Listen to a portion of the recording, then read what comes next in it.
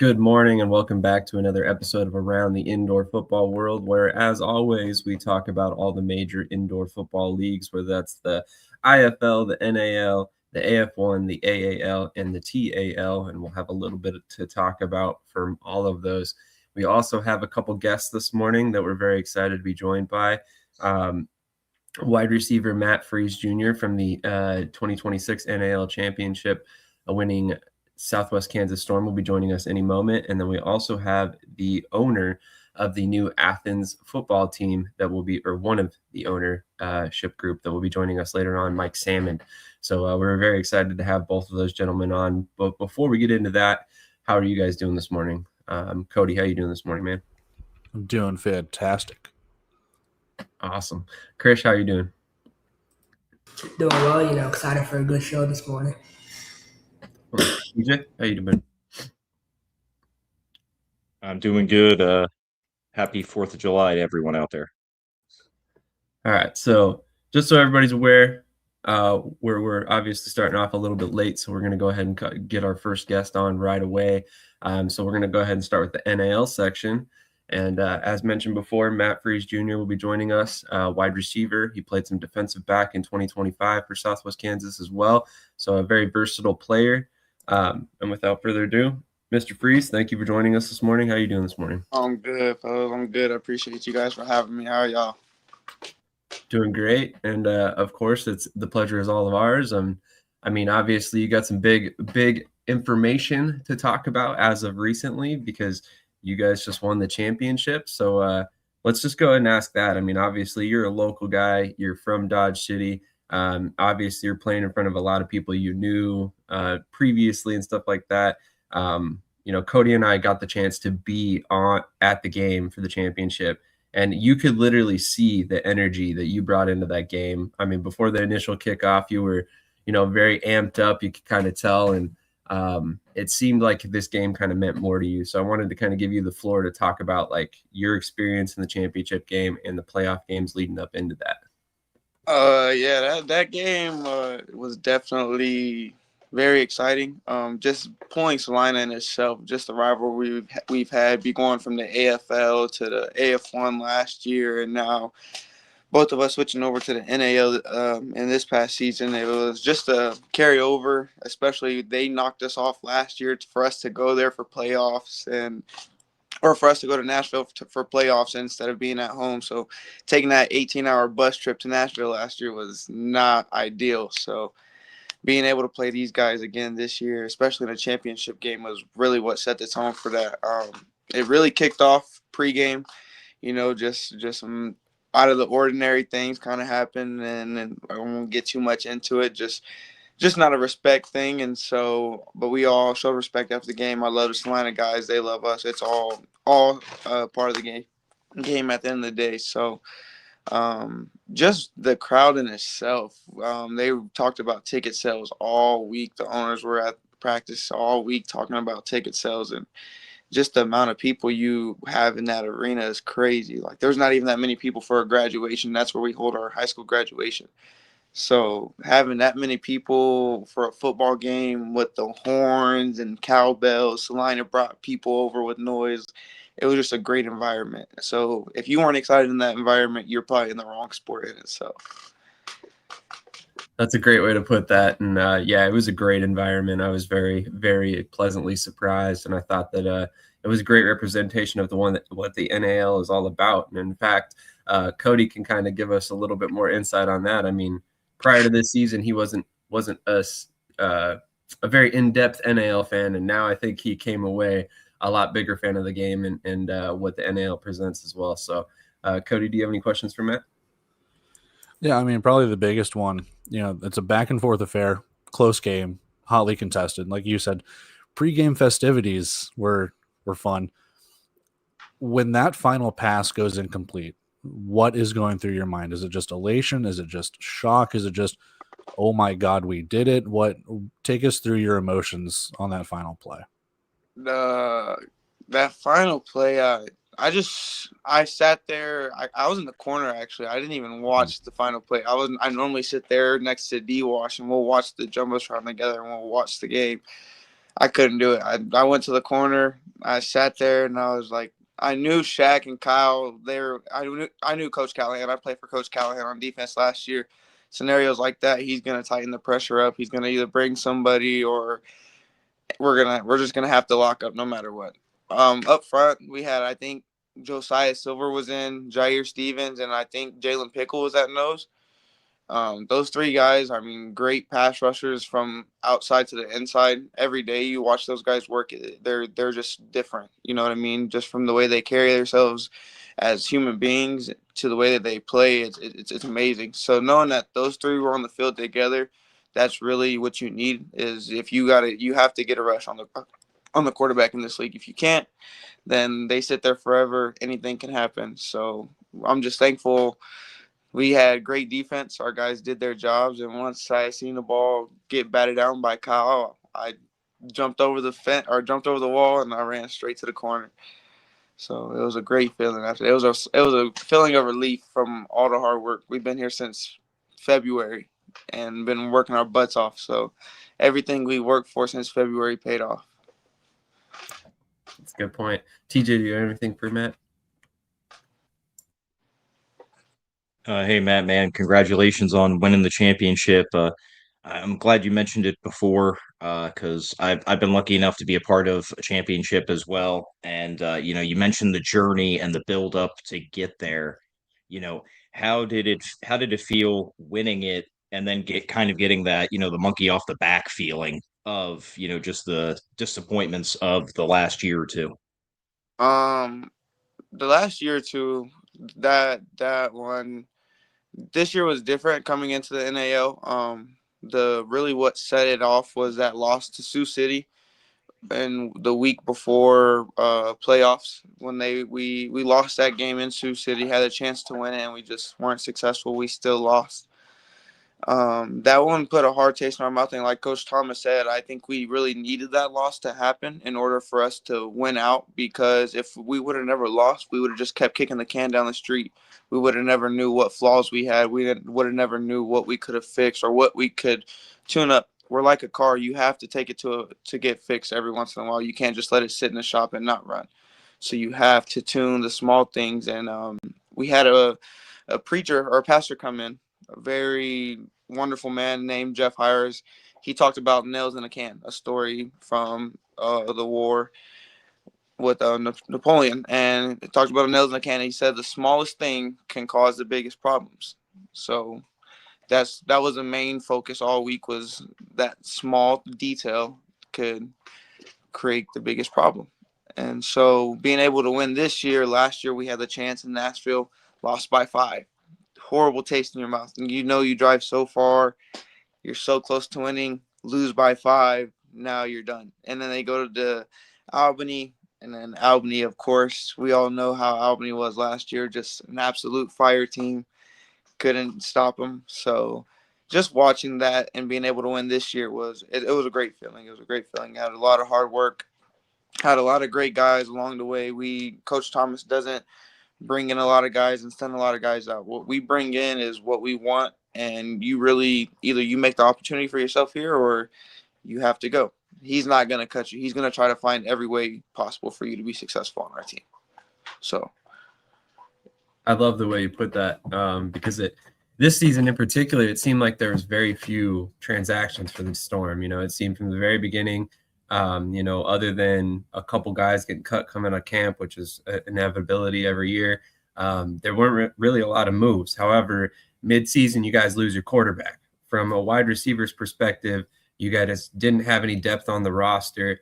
I know I had a conversation with Coach Thomas at one point. He wasn't really necessarily 100% set on what happened next, with Struck injured. So I'm curious from a wide receiver's perspective, when you come into practice, you hear Struck's hurt, and you don't really know who the guy is coming in. How do you go about approaching that situation when there's going to be, maybe a new quarterback coming in, or maybe you'll be playing quarterback, or, maybe it's another wide receiver, or, how did you guys all approach that situation? That was a joke that he had. He said, Matt, you might have to play quarterback. And listen, I tried to throw a couple passes in high school. I'll be honest. my receivers hated me, so we're not gonna speak on that. I'm a Wildcat quarterback for a reason. But the next option was, you seen what happened in Sioux City. Trey went down and 0 D washes, and they're playing quarterback. Everybody's like, well, there's no jump ball guy to throw the ball to. Your tallest guy's playing quarterback, so now what do you do? But Coach Thomas, like when things like that happen, Struck goes down, and Coach Thomas is on the phone quick trying to find a guy. We had a guy, I believe, in by Wednesday. I think Trey was here by Tuesday or Wednesday of that Amarillo week.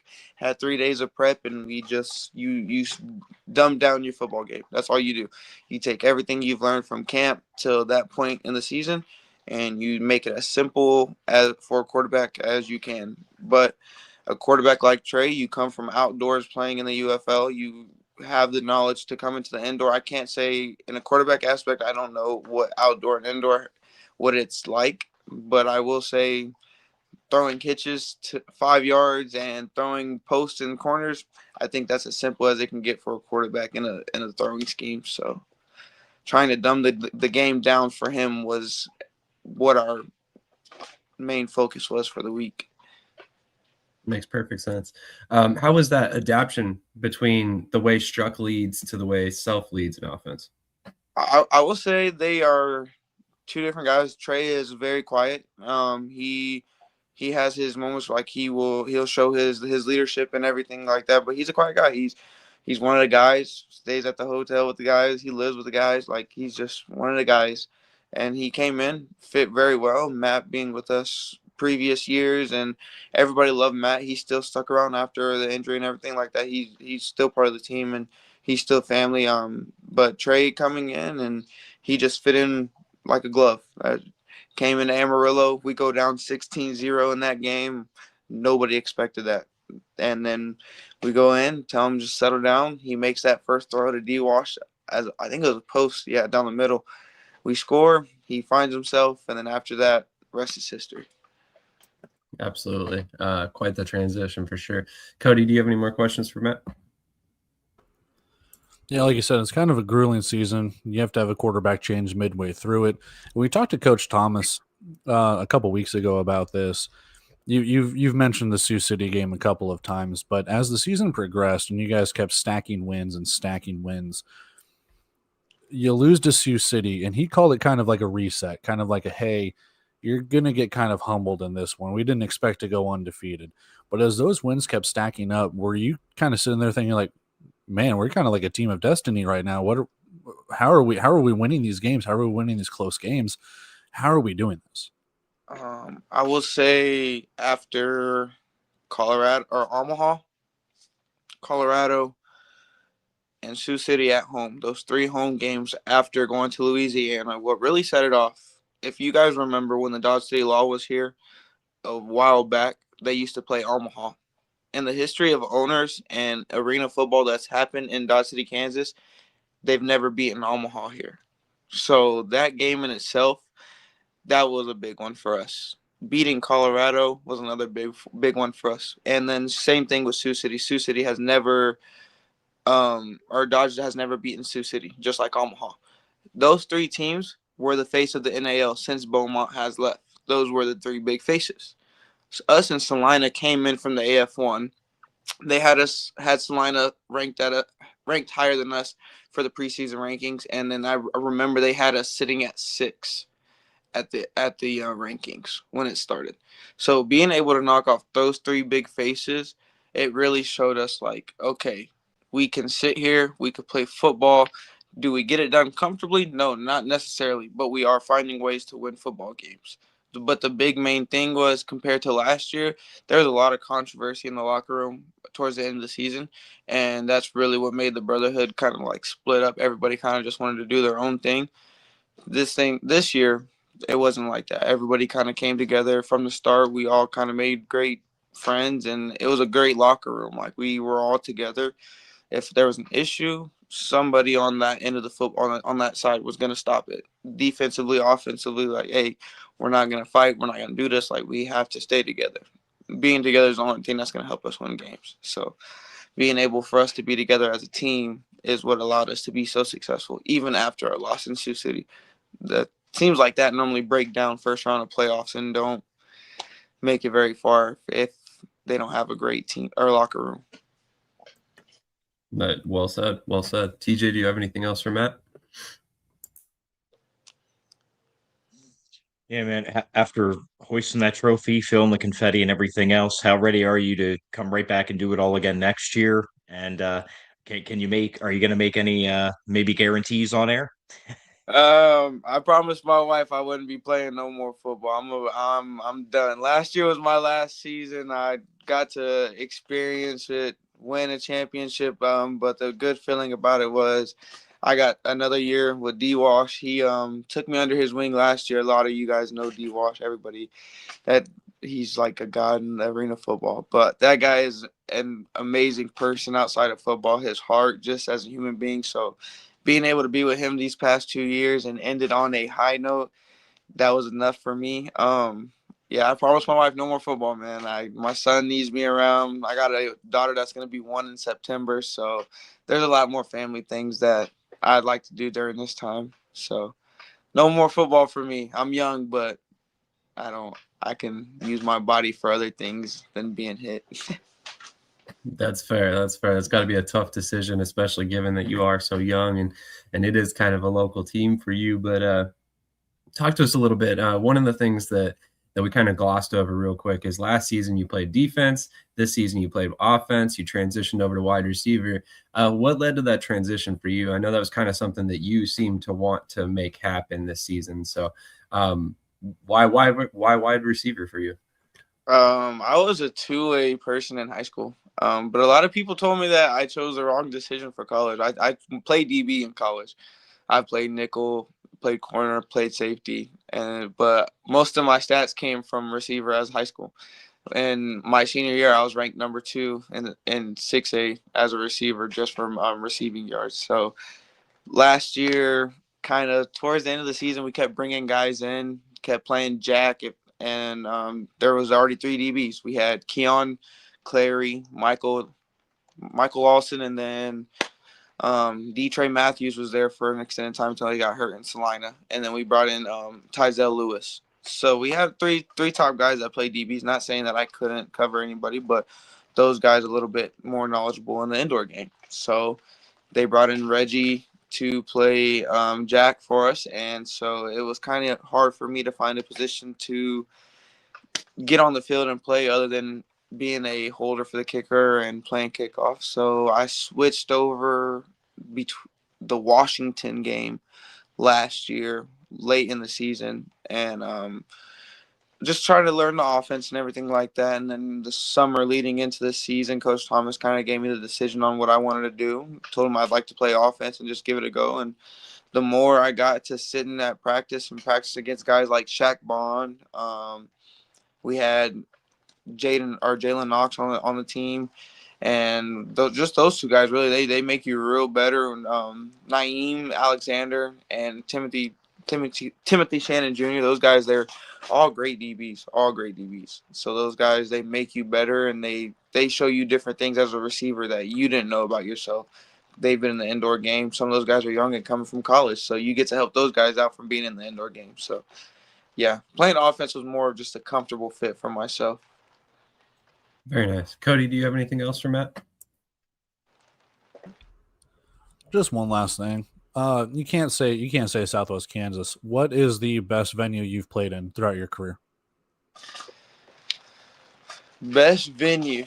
Ooh. You were talking up the championship game, and I think we'd all agree to that. But don't leave that as an outlier. You got to say somewhere else.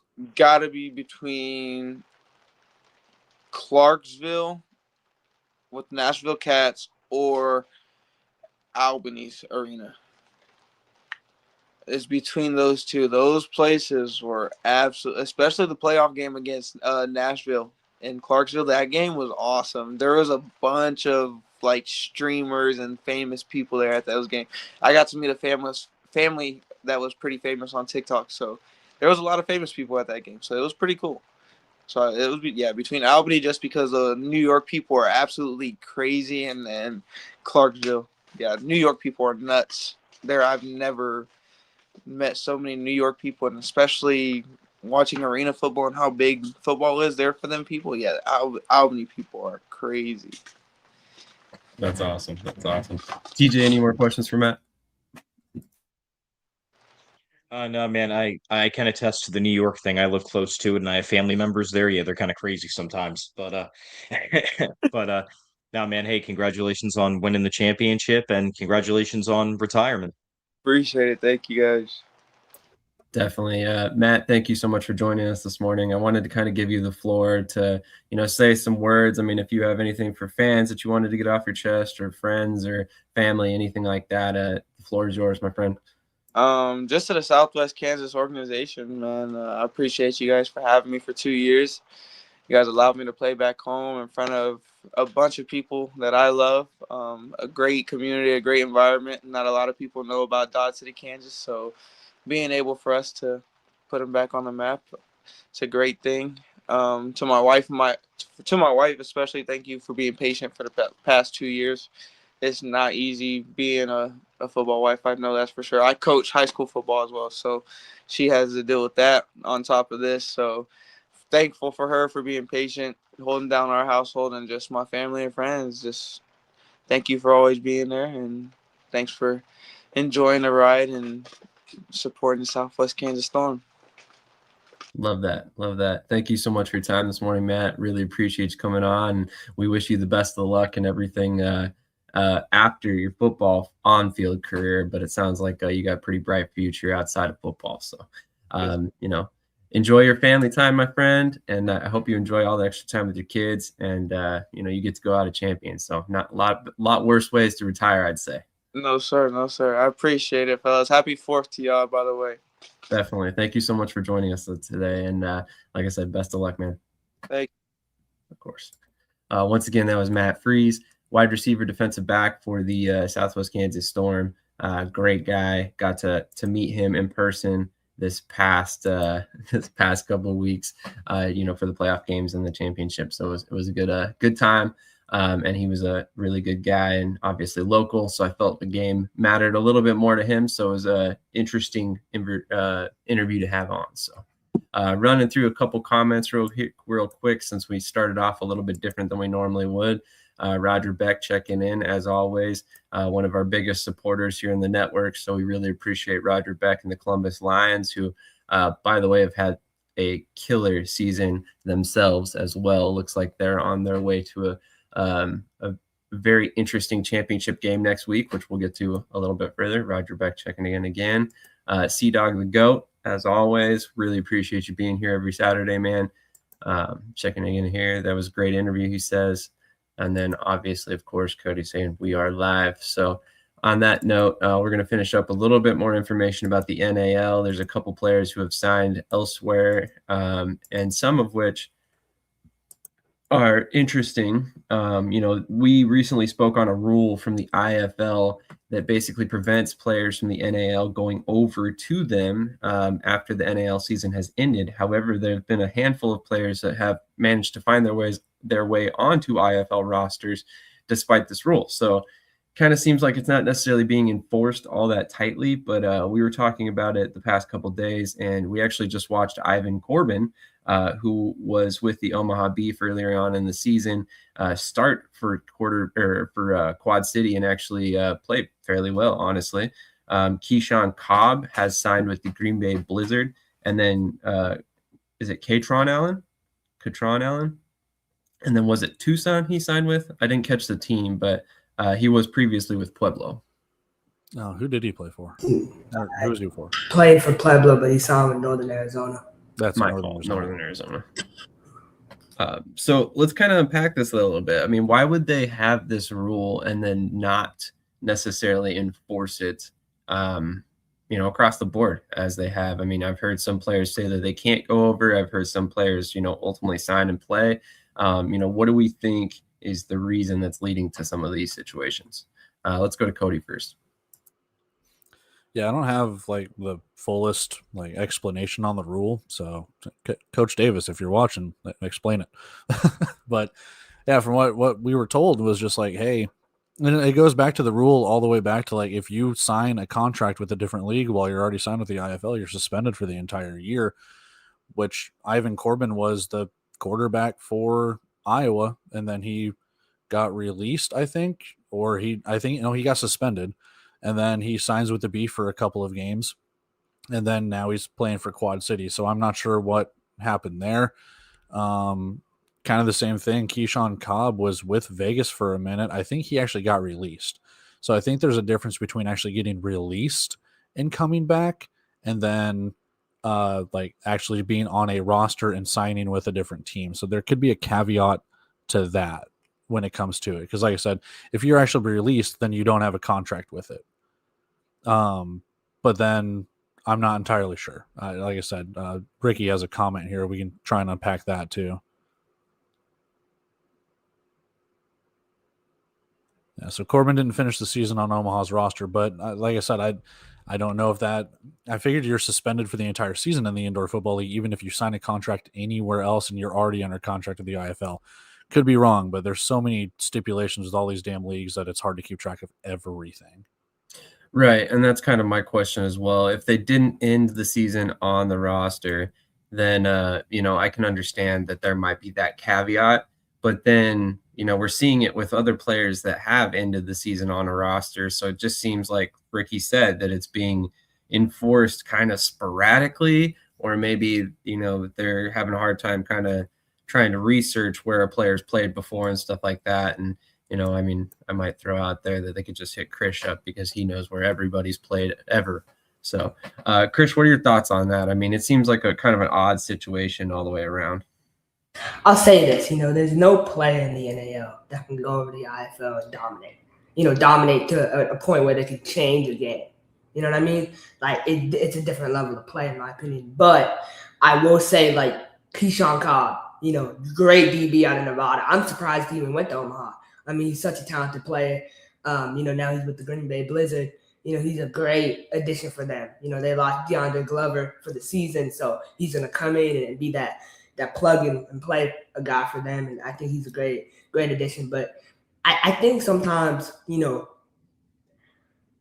it's an honesty thing. I think sometimes coaches can't be honest with players, and they might use this, thing as an excuse so they don't have to sign NAL guys because they're not good enough to make the team.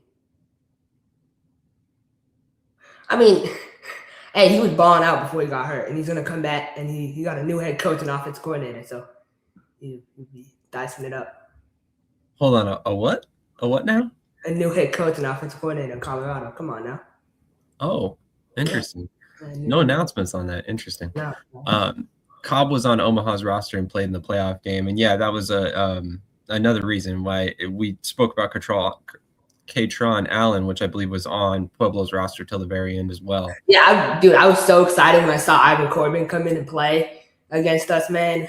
We were one hit away from, knocking him out the game, but he balled out against us, on the ground, and he's a good guy. He can complement Daquan Neal's play style in Quad City. So I agree. I think that's a what's an example of that? Give me like one or two players in your opinion who have come in and, made a game-changing difference. When I mean game-changing, I'm talking like come in and, kind of carry the team type deal.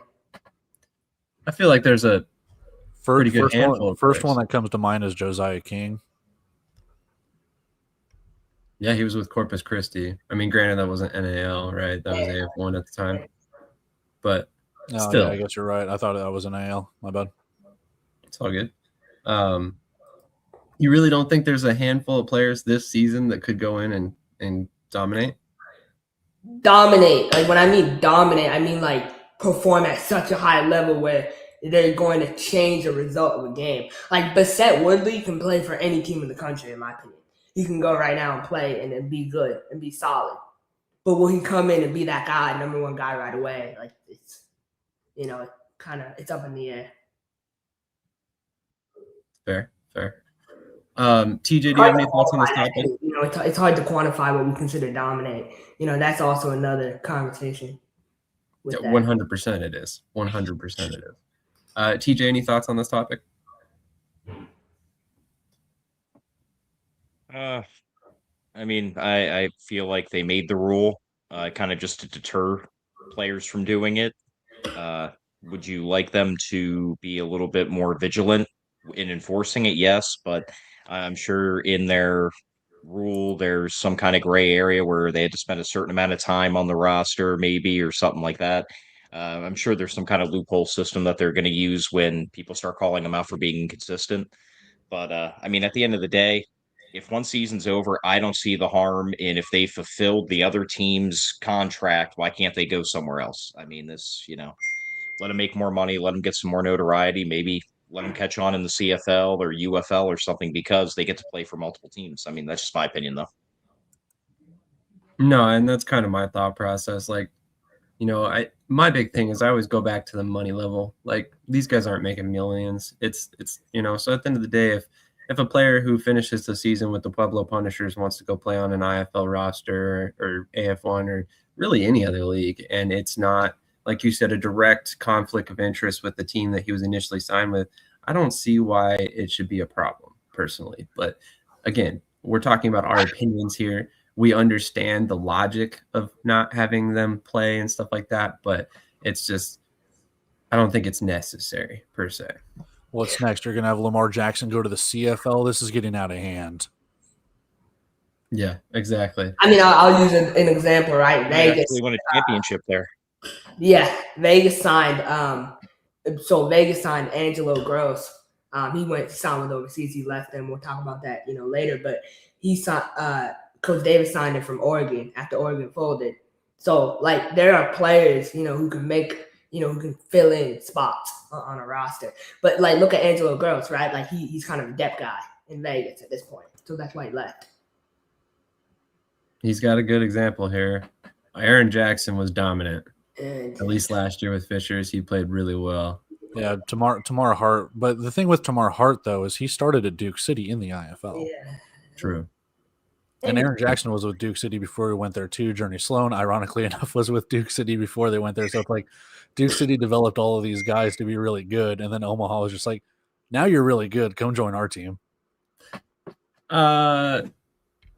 Yes and no. I mean, I think Journey Sloan in particular, I think he really had his breakout with Omaha. But that's my opinion, right? So are you talking about Salina Liberty loser? I'm just kidding. No, he had a great game. He did, and off the off the street. So yeah, which is always more impressive. But anyway, we've got our next guest waiting, so we're going to go ahead and get a quick commercial break, and then we'll come back and we'll talk about the IFL. We are very excited to be joined by one of the members of the ownership group for the Athens indoor football team. We'll talk about the fact that they've finalized down to 4 names. We'll talk about the hiring of a new head coach. We'll also talk about their approach to promoting the team and being in the community, because we're very excited to hear about kind of more of their plans. So thank you to Mike Salmond, who will be joining us here shortly with Athens. Again, very excited to have him on.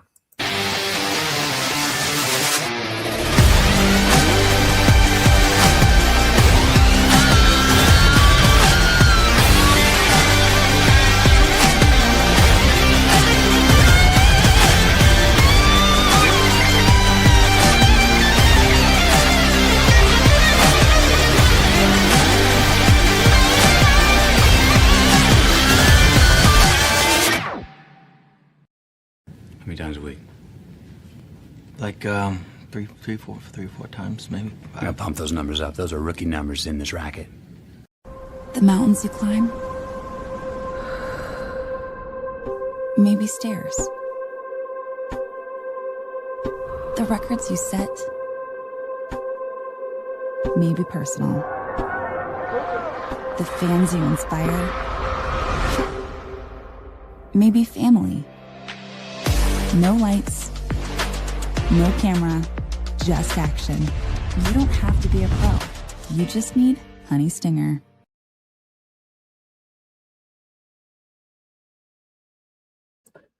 All right. As mentioned before, we are joined by one of the members of the ownership group, Mike Salmond of the Athens football team. Mr. Salmond, how are you doing this morning? It's good. Don't worry about messing up the name. We don't have a name yet. We don't know what we're called, but hopefully sometime soon we'll figure it out. Absolutely. So I was going to say, you guys have finalized down to 4 names. Some interesting options, of course, and some of the. It seems like every single option on the list have some sort of ties back to the Athens area. So, do you mind kind of breaking down those names for the fans that are watching and kind of why they have some meaning to Athens? Sure. Thank you very much for having me, by the way, and happy 4th of July to everybody.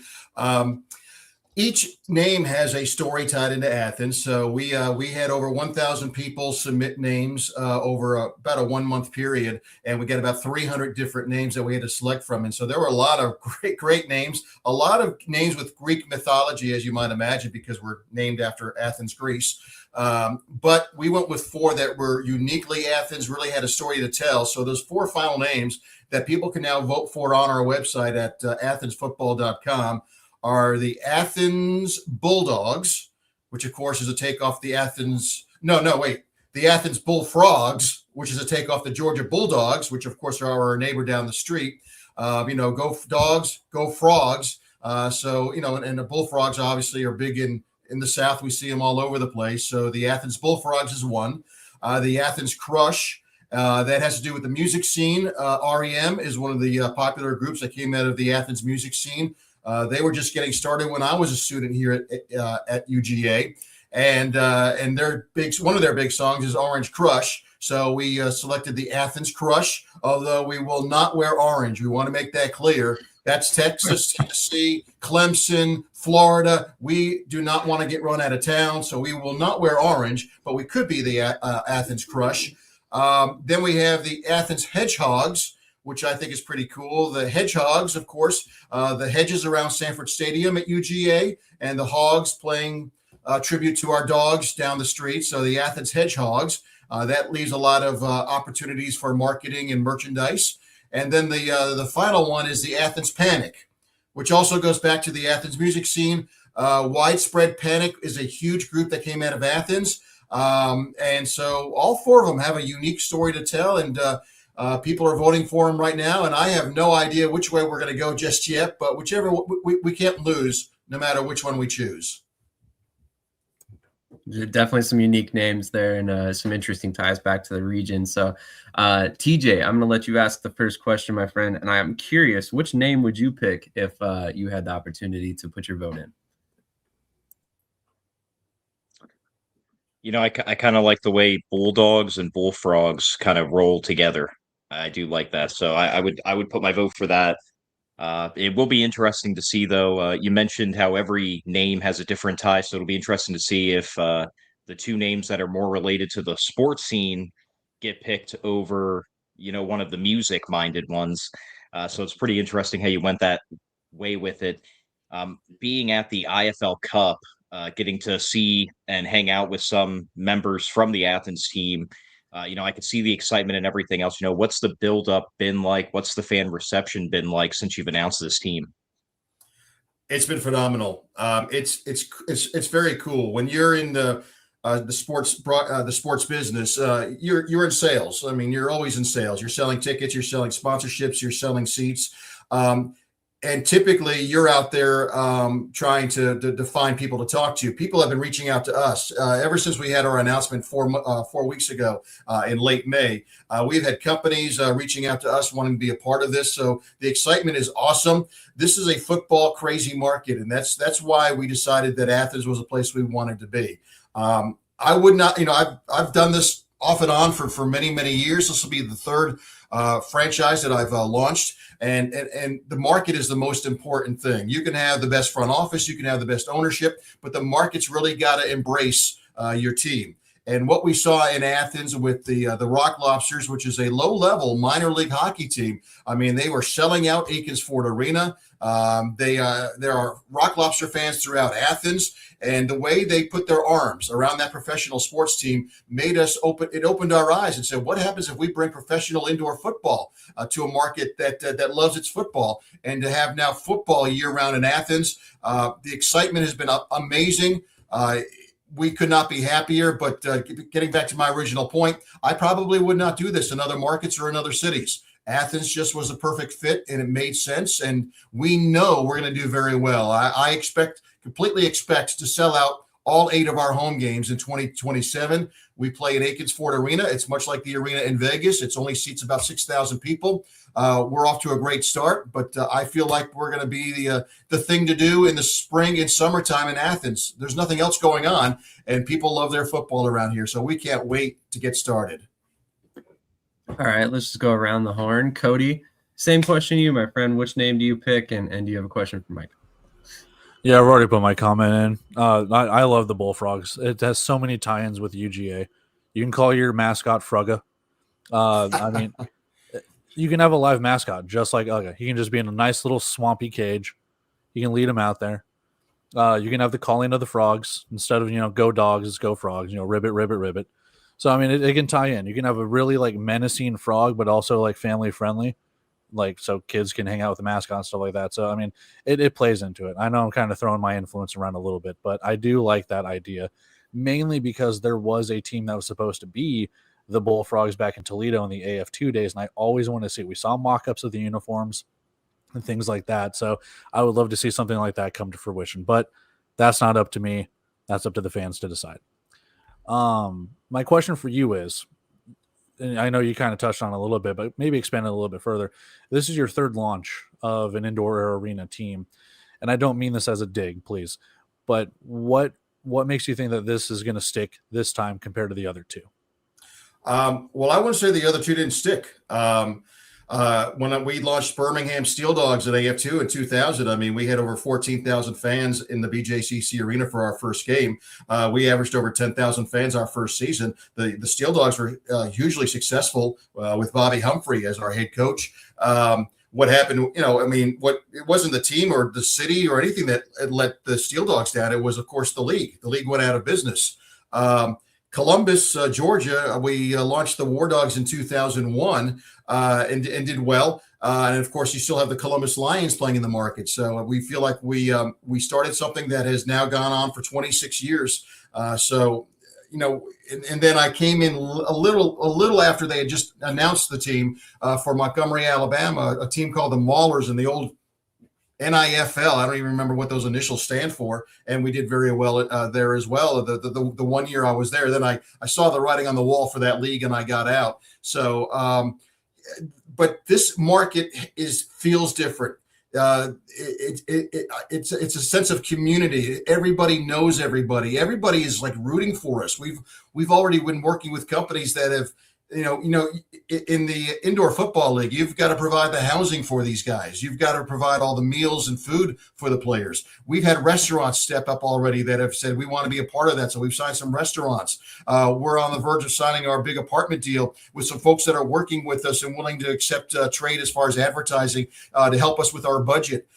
It just feels different.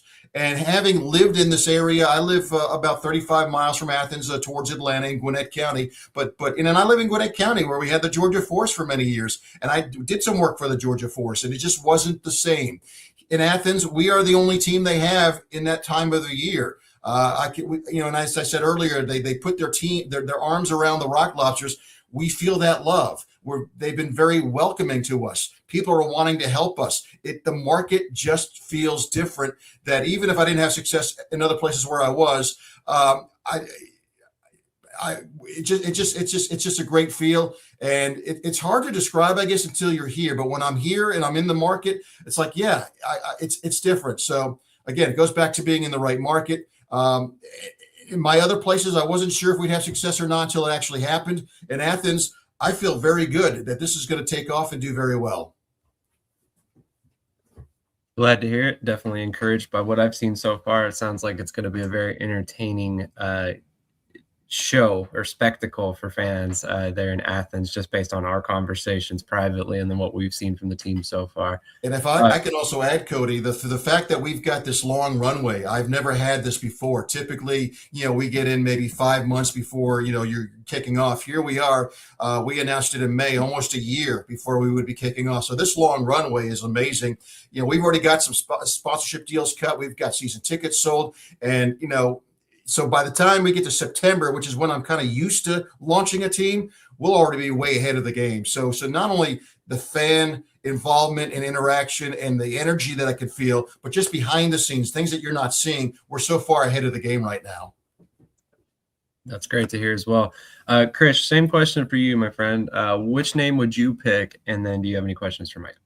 Yeah, I think I'm going to go with the Athens Panic. I like the basic kind of logo and concept, that it can possibly, pertain to that.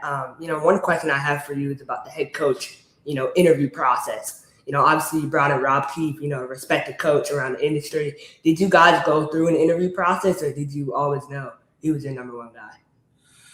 A year ago, before anybody even knew who we were, our ownership group got together, and Jerome Bettis asked me, "Do you have any ideas who our head coach might be?" And I joked about some people. I said, how about John Gruden? He's not coaching anywhere right now. As you know, Jay Gruden was a star quarterback and coach in the Arena Football League. So there's some arena football and indoor football ties there. But I knew that wasn't realistic. Plus, we know the Grudens are high maintenance. I don't know if I'd handle John Gruden with that personality, although I think he's awesome. But I said, listen, there was a guy that played for me back in Columbus back in 2004 named Rob Keefe, who's gone on to have just a little bit of success in this game. He's won 7 championships. And so I brought up his name. And I've been following his career, but I just seen that he got signed with the Orlando Pirates. So I said, well, that's not going to be a possibility. So we'll go through the interview process with other folks when we get to that point. But then, lo and behold, before we were ready to even, announce a head coach or go in that direction, I'm watching Yahoo Sports, and they announced before a game that Rob had stepped down.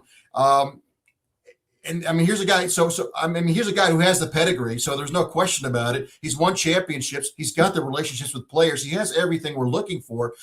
So it was just a matter of, would he be interested in us? And I had to have a conversation with him as well. I hadn't talked to him in 22 years since he was a rookie player in Columbus, Georgia. So we had an amazing conversation. I tracked him down 2 days after he had resigned from Orlando. Had a long conversation. A few weeks later, we met in Jacksonville. We met in an IFL Sharks game, and along with some of our other owners, and we just felt like that was the guy. So, more so than other places. We hired Bobby Humphrey in Birmingham many years ago. Joe Campbell was a former player with the Nashville Cats. We hired him in Columbus many years ago. But this one, again, just like everything else, it just felt different. And the planets have aligned. Beautiful building. We're in the top league in the country. Amazing ownership group with some great names. And then to have what we believe is the best coach in the indoor game become available to us. Everything just aligned. He was our guy from day one, and he was just as excited to join us as we were to have him be our head coach. All right, Trey, we'll kick it over to you, my friend. Which name? And then I'm sure you got questions for Mike.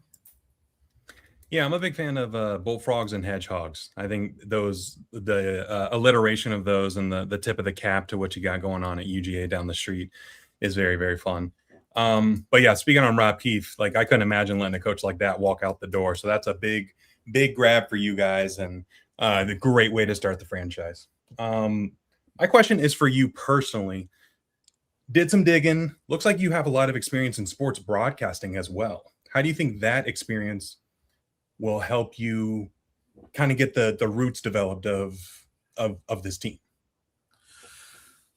Well, it helps in bits and pieces. I know kind of what the media is looking for sometimes. I know, they're looking for storylines, and when we're trying to get publicity, when we put the press release out, I kind of, you want to make it an interesting story so you get picked up in the paper or on TV or on radio and so forth. It's really helped with relationships, to be honest. The reason Brian Jordan is part of our ownership group is he and I did some Gwinnett Braves minor league baseball games together. So we've worked together.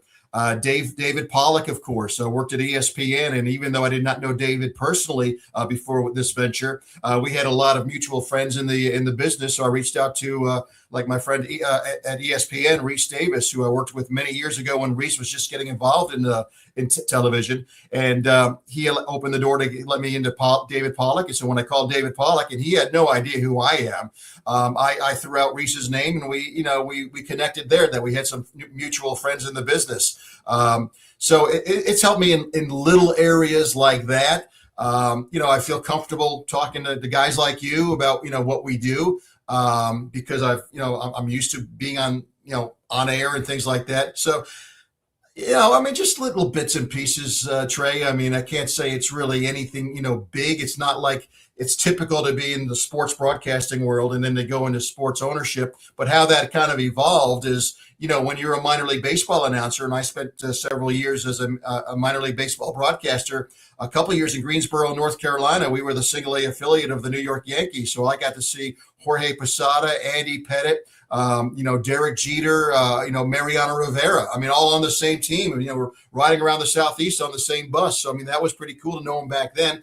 And had I known their future, I would have gotten a lot of baseball signed, but that was a blown opportunity for me. But nevertheless, it's not a typical way to get into sports broadcasting, but when you are in the minor leagues, you wear many hats. And so you're in the front office selling tickets and selling sponsorships. And that's what opened the door for me to get into sports management, and did pretty good at it, and had opportunities to launch teams in the past. And again, just saw this opportunity in Athens and was doing due diligence for the arena. I didn't know it was going to be me involved. I was just helping them maybe get into the arena football or indoor football business. And then as I was talking to my friends, Brian Jordan, then my friend who's a doctor, who is Jerome Bettis's doctor. So that's the connection there. And Jerome Bettis said, hey, why don't we do this? I started thinking, okay, why don't we put the group together and we bring the team there? And the rest is history, as they say. Yeah, it's awesome to hear that. It's not about who you know, but it's about who you know, who they know. It's kind of like a tangled web. It's funny to hear how it all came together. And it's a lesson in treating people the right way, because you want to treat people the right way on your way up, because you're going to pass them again on the way down. And my career, like I'm sure like a lot of folks, has been peaks and valleys. And right now I like to think that I'm in one of the peaks. But, you just treat people well. You never know where relationships will go. Look at this with Rob Keefe, 22 years later. Here's a guy I hadn't talked to, but had a relationship with him 22 years ago. I always thought the world of him, and we got along great then. And when I called him up, it was like time had not even passed. That's awesome. I want to stay on your background a little bit. Obviously we connected via LinkedIn, and if you go and look at your background there, you've been involved in baseball, you've been involved in hockey, you've been involved in multiple arena football teams. So I'm curious, how have you adapted your experience and knowledge from each different situation, it being involved with the Atlanta Knights, the Greensboro Hornets, Birmingham Bulls, all these different teams. How have you adapted that knowledge into the Athens football team for 2027? You pick up pieces everywhere you go, and you learn how to do things the right way. And sometimes you see how things should not be done. I've made my share of mistakes over the years. There were things that I did when I was running the Columbus arena football team that I would not do here. It's like, I should not have done that. I made a mistake. But you pick up pieces. The Atlanta Knights, our 4 years in the city, we were in the International Hockey League. 3 of our 4 seasons, we outdrew the NBA's Atlanta Hawks. We played in the same building, the old Omni, and I learned there about the promotions and how to entertain. The name of our team is the name of our company that owns this franchise in Athens is called Athens Sports Entertainment. The entertainment part is just as important as the sports part. Football, yeah, is going to be a big part of what we're doing, but it's the things around the game that we're going to do. So I learned, especially with the Atlanta Knights, that we really got to entertain folks around the game. There's going to be things going on in the concourse. There's going to be things going on before the game, and of course during timeouts and after the game. And I want to be different. I don't want to do the same thing as everybody else. We had our press conference. I don't even want to call it a press conference. In late May, we held our kickoff celebration. I don't know if you guys, any of you folks, have seen some of the video of what we did there. I don't want to do a boring press conference. So we did a celebration. We had Michael Jackson kick things off, and we had Michael Jackson perform Billie Jean for 3 minutes before we started. We had an Elvis impersonator. We had a lady there that was spitting fire out of her mouth and juggling fire, before and during and after the celebration. And then we all spoke, and you may have seen some video of David Pollock. We had these big old funky noggins, these hats that they were wearing. I don't want to do things the same way. I want to do things differently. I question everything. So when we're looking at our format for our game day operations, the players running out on the field before the game, I question that. Should we have them maybe run out through the stands, through the crowd, like the Savannah Bananas do sometimes? Maybe they come out on bicycles or on motorcycles. I'm not saying we're going to do that because I got other people in the organization that sometimes pull me back. But what can we do to get people entertained, to get them entertained, where when they leave the game, they're not going to remember the score. They may not even remember who won because they were just so involved in everything else, but they're going to remember how they felt. And if we can make them go away going, man, that was so much fun, my kids enjoyed it, they'll come back. So it's all about entertainment. And these are just bits and pieces I picked up, but then I got a lot of inspiration from our friends down the street, the Savannah Bananas. I really appreciate what they're doing. They took baseball and they made it interesting. Well, we've already taken football out, the outdoor game, and made it interesting because this is a quirky game, this indoor game. It's got weird rules. It's nuts. You don't even know what the heck's going on half the time. So we've already made it interesting. So we're going to try to get that Savannah Bananas type energy in everything we do, that win, lose, or draw, man, you're going to have a good time. You're going to go home going, what the heck was that I just saw? We have suggestions here for big lily pad if you go with the Bullfrogs for the arena. So, I've actually gotten a little stressed out because of this whole thing, because there are so many good names that are going to be left on the table, and so many cool logos and cool ideas that are going to be left on the table that we can't use. And we've got to make some hard decisions. I mean, do we want to have that tie-in with UGA, which of course would be Bullfrogs and Hedgehogs, or do we want to be completely, our own identity 100%, where we would then be Panic or Crush? So, we're taking the input right now. The voting will end on the July 9th, but we've got some tough decisions, and it's going to be hard because no matter what we pick, there's going to be people that love it, and there's going to be a lot of people that hate it and don't like it. That's just life. But we hope that everybody will come around and get behind the team, whether we're the Bullfrogs, the Tadpoles, or whatever the heck we end up being. Now, just throwing this out there, is there any chance that we eventually see some sort of alternate? Maybe you come back, you visit one of these names that got some votes but wasn't the winner, and you get an alternate jersey night or something? You're thinking like me now, my friend. Yes, I've already thought about things like that because I've seen some mock-ups of some of these names. And like I said, where only one's going to win, but I saw some mock-ups and I go, oh my God, that is so cool. So, we're going to do things differently. That's all I'm going to say. In Athens, we're going to do things differently. I do have a question really quick, and it kind of goes along those lines. So the last couple of seasons, we've seen teams in Green Bay and Jacksonville kind of link up with colleges in the area, whether it's been North Florida or whether it's been the Green Bay Phoenix, and sponsor a night. Obviously, Georgia has a team already, but would it be something along those lines where you could be something Georgia related? Because Georgia has this really weird ability to not want to wear their black jerseys, which are incredible, and I would love to see them maybe on an indoor football field.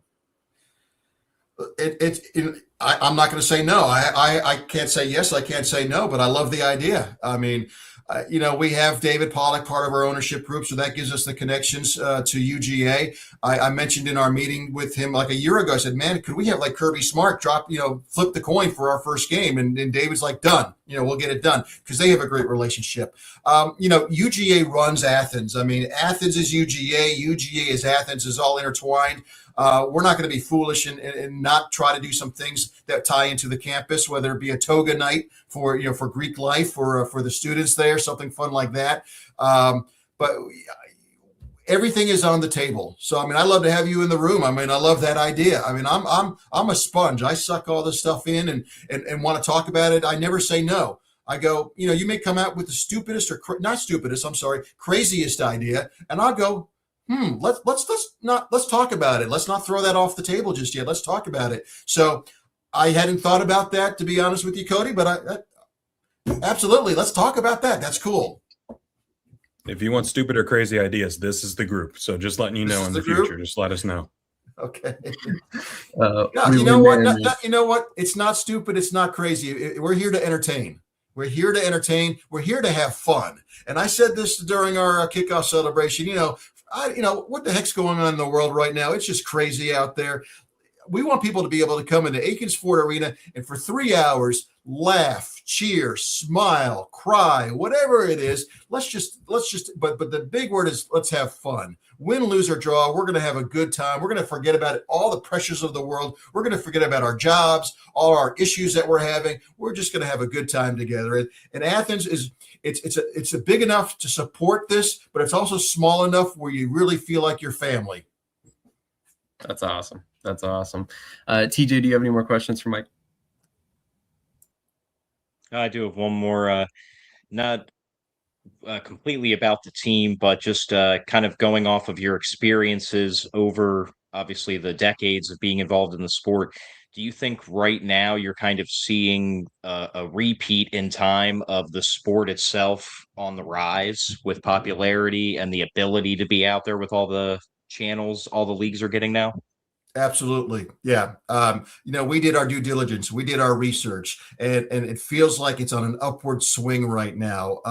The AFL went out of business, I think, 2009, something like that. And I saw the writing on the wall back then. The business model just wasn't sustainable. And quite frankly, indoor football and arena football has been a dumpster fire for the past 15 years or so. I'll be the first to admit it. You guys have seen it. You guys are reporting on it. You guys are talking about it.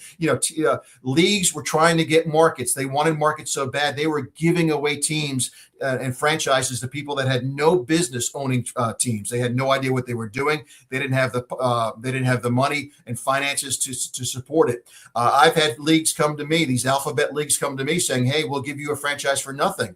And I'm like, no, I mean, it doesn't look good. You're going to have franchises go out of business. And you've seen that over the last dozen years with teams going out of business before they even play their first game or in the middle of a season.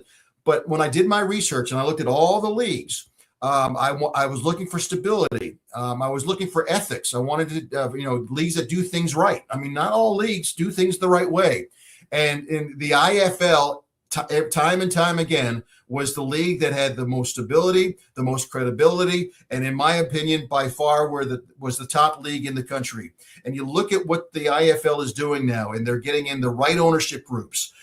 They're stable, and they're growing slowly, strategically, and the right way.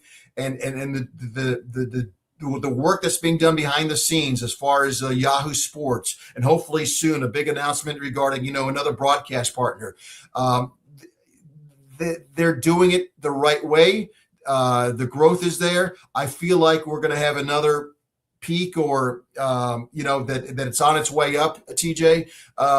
Much like arena football back in the in the 90s, early 2000s was the thing. They were popular, but the business model, because I got to see it from the inside out, I mean, the business model was not sustainable. But when I looked at the business model for the IFL, it made sense. And I'll tell you, and you guys probably have had this discussion, should the players be paid more? Absolutely they should. I mean, they put their bodies on the line. But if players make much more money than they're making now, the league won't survive. I mean, because we are playing in small arenas that have a finite number of seats. We're not playing in 60,000 seat stadiums like the outdoor game. We don't have TV money coming in like the NFL does, where the NFL, those teams are making money before they sell their first ticket. Ticket revenue, merchandise revenue, and sponsorship revenue is all we get. So our costs have to be manageable. And so, players, unfortunately, we can't pay them $100,000 a year or $200,000 a year, which started happening in the AFL, which is what put it out of business ultimately. And I think we saw that mistake happen. I think the players saw that mistake and they realized, man, I wish I could make more money, but I do know that we've got to give something for this to survive and do well. So if we can keep that's my only concern, TJ, my only scare that I'm worried about is if we get away from being smart financially and we stay with our business model and don't do stupid things and start thinking we're the NFL, because we're not. We know our place. So if we do business the right way and we continue to be smart, You'll continue to see I can't speak for the other leagues, but you'll continue to see the IFL traject forward and do well and continue to be the top league and get only bigger and brighter, and more people will start following us, and it's going to be phenomenal. So yes, this is a great time to get into. Again, I can't talk about the other leagues, but a great time to get into the IFL. And you're seeing that with Athens. You're seeing that with Austin, Texas. And we keep getting teased by Jared Widman and Todd Tryon that there's going to be more. I don't know what those are going to be, but it's, I'm hearing good things. The rumor mills are starting. The future is very, very bright. If you're an investor, in the stock market, now's a good time to invest. There you go. So, we've long talked about the IFL as kind of the gold standard of indoor football. And I mean, they've built that reputation over, 16, 17, 18 years now. So they deserve it, and obviously we acknowledge that. So it's good for them to have ownership groups like yours coming in and realizing the value in what they're doing and understanding the past as well, because I think that's important. If we don't understand the past, we're doomed to repeat it. Right. So I'm glad that the league has that in the back of their mind. Like, hey, we can't repeat the past or the mistakes that we've seen from the AFL and leagues in the past to ultimately shutter this thing. So when we look at the IFL as a whole, how do you as a franchise owner go about building the pathways to get players in and out? Obviously, part of keeping costs low is you're not carrying a ton of veteran players on the team. Most of these guys are, really kind of developmental players looking to get to the next level. So how as a franchise are you going to build those pathways and kind of make it to where players can make that leap regularly? We're as Commissioner Tryon says, we're a league of opportunity. If you've got a guy that's on your team for 4, 5, 6 years, then we're not looking for that. We're looking for that guy that wants to get to the next level. That's eager and hungry, that wants to get to the next level. That's our job. I want to see Rob Keefe one day be coaching in the NFL. I want to see our players one day playing in the NFL or the UFL or the Canadian Football League. We want to move them up. That's what we're supposed to do. So, we're going to be looking for those young, hungry players. Those are the ones that, and I've learned a lot just talking to Coach Keefe over the last couple of weeks. Those are the ones that are the easiest to coach because they want to bust their butts. They want to get up to that next level. So you want those hungry players. The IFL is very unique in that all players are on 1-year contracts. So they all become free agents at the end of the year. So again, another big plus in getting Coach Keefe is that he has relationships with everybody right now. People know him, he knows them. So you got to get a head coach that has those relationships. So we're going to get in hungry players. You're not going to see 30-year-old players. I know that every once in a while you'll have an exception to the rule. I understand the quarterback in San Diego has been around for a while. I think he's maybe 30 years old or something like that, or maybe older. I'm not really even sure. And he's a star and he's doing a great job.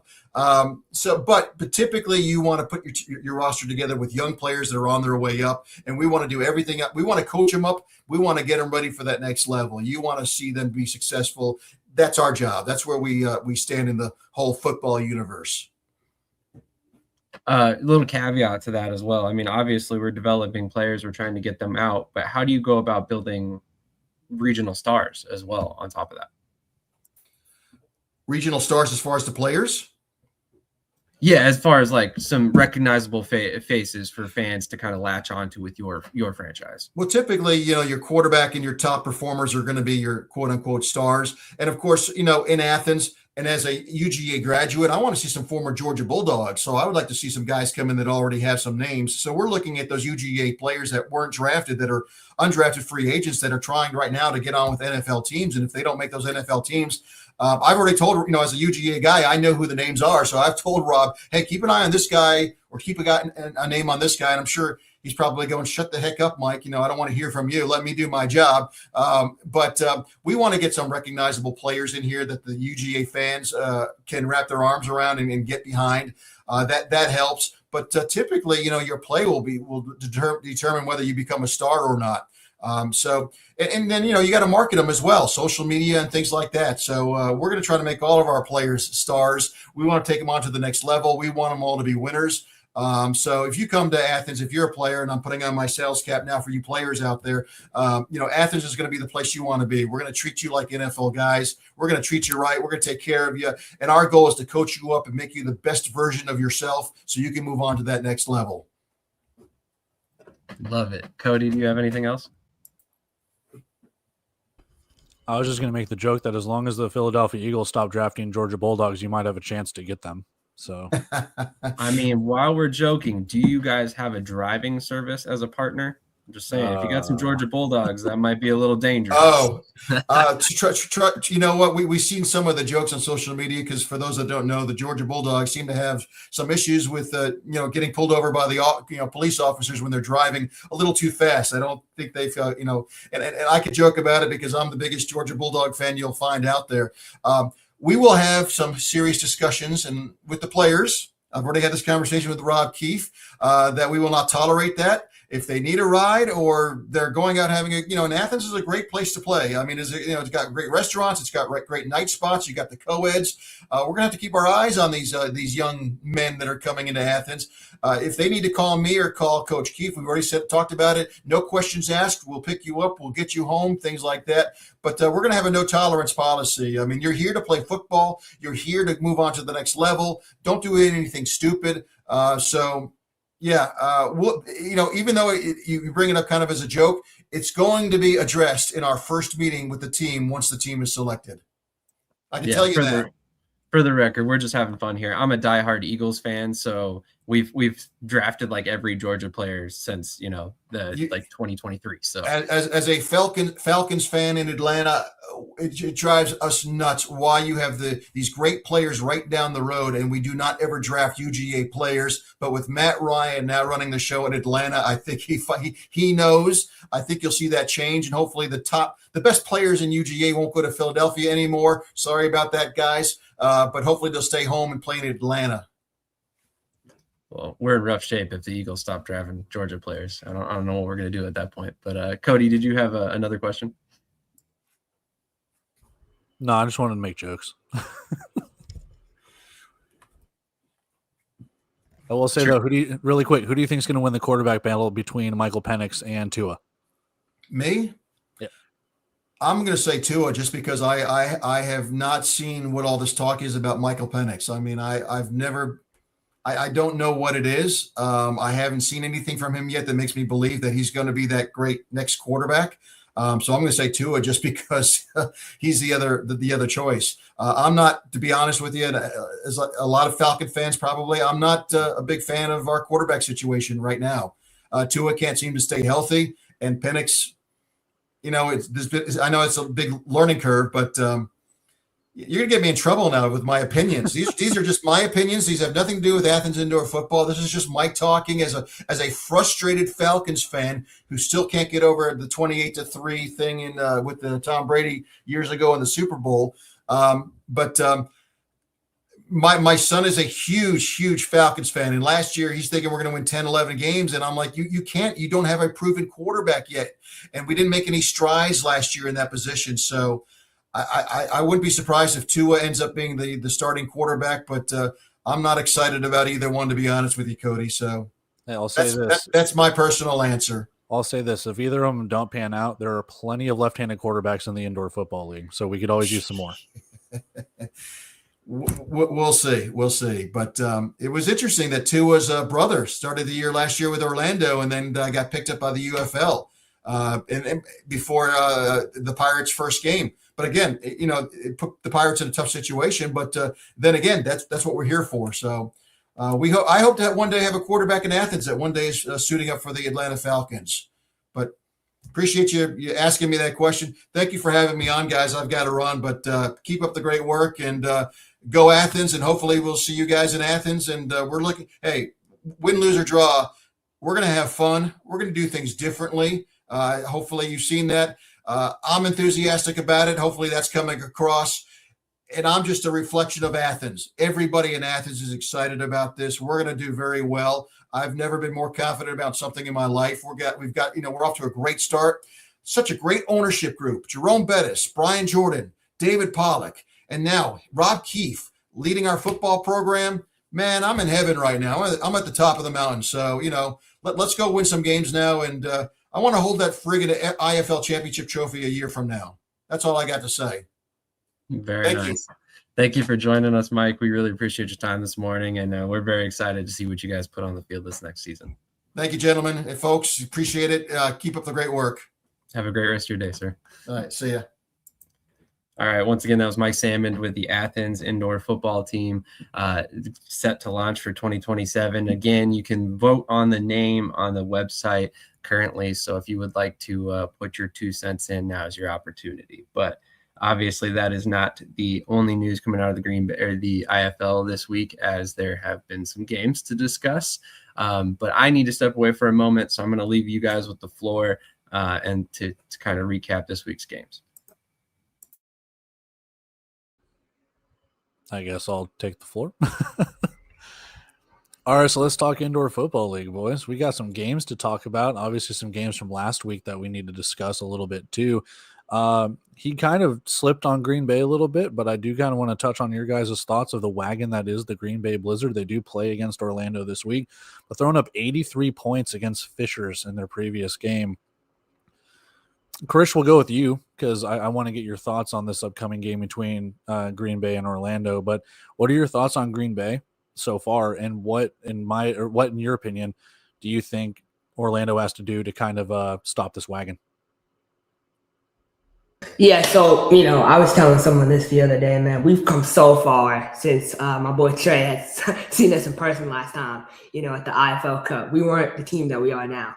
Our D-line, we got some great personnel, guys who are really bought into the culture and the standard, and our D-line is playing amazing football. We lead the IFL in sacks.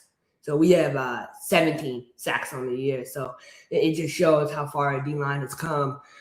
We need to contain Liam Thompson, Too many teams let him run around in the pocket. We need to keep him in the pocket like your Quad City Steamrollers did, about 4 weeks ago. They were able to contain him in the pocket and, because he can't throw off his back foot. You watch the tape. He can't throw off his back foot. So we need to keep him in the pocket. And I believe, we'll be able to do that. But he's MVP in the league, in my opinion. Right now, him and Jaden in Vegas, like head-to-head for MVP. But I feel like we don't lose in the O. We haven't lost in Orlando all season. I think we're the 2 undefeated teams in the league at home, and we're one of them. So our home field advantage, other teams talk about home field, this, that, and the other. Like, no, our home field is the real thing. So, come to the O and get the blow is what I say. So I feel like we're going to get this win. To clarify, there are 3 undefeated teams at home. Green Bay has completed their home field. Orlando and San Diego are the other 2. Trey, he's calling you out a little bit. What are your thoughts on Green Bay and Orlando? I love Krish so much. This Green Bay game is going to be super interesting because of what Krish just said, right? Orlando is a very different team at home than they are on the road. Averaging 10 more points per game on offense at home versus on the road. They kind of stumbled at the gate a little bit against Quad City last week, but anytime they play in Orlando, Paxton DeLauren is just dialed in. It seems like he always has a 22 for 25, 205 touchdown game whenever he's in Orlando. But I think the thing that impresses me the most about this Green Bay offense is this game against Fishers. It wasn't really an electric Liam Thompson game, but they still put 83 on the board. And I think that's terrifying. And the fact that they're able to stretch the defense widthwise in the running game with that read option where Robinson is going wide left and you have to account for Thompson potentially keeping and, going up the middle or going right. So they're able to put you in spots where you really got to pick your poison. And for Green Bay, they've been really good at play calling and putting the players in the right spots to be able to perform at a very high level. So this Green Bay team, unbelievable. This stretch of 3 straight road games to end the season. Mm-hmm. I'm very curious how this works out for them, but this is going to be a good one down in Orlando because it's one of those things where it's like, all right, we got a wagon versus a wagon. Right. And one thing, Chad, I want to point out too, you would agree. I think Green Bay has one of the best offensive lines in the country. They're 100%, yes. Amazing. I mean, the way they pass protect, the way they're physical, everything about them, I admire the offensive line. So, we have to show up on defense to even be able to, match their level of physicality. Yeah, it's gonna be strength on strength for sure. Where, like you said, that Orlando defensive line has been outstanding over the past month and a half or so, and the Green Bay offensive line has been great. Where Andrew Carter got called up to the UFL, he came back and they said, "Hey, the guy we replaced you with, he's playing really, really good at center. We're gonna have to put you at guard." So, like, if they have that type of depth in Green Bay, it's just unbelievable to see. Yeah. Kyrie Robinson earning Player of the Week honors, 5 touchdowns. It was 119 rushing yards. Dude was on fire last week. TJ, you don't necessarily have a dog in the fight of these day one Orlando, Massachusetts Pirates fans. What are your thoughts between Orlando and Green Bay? Oh man, it's going to be a good game. Number one, to echo what everyone else has said, if you get Thompson a little uneasy, a little bit of happy feet, you have a chance. You can disrupt him. He doesn't always play top notch, just most of the time, it seems, this season.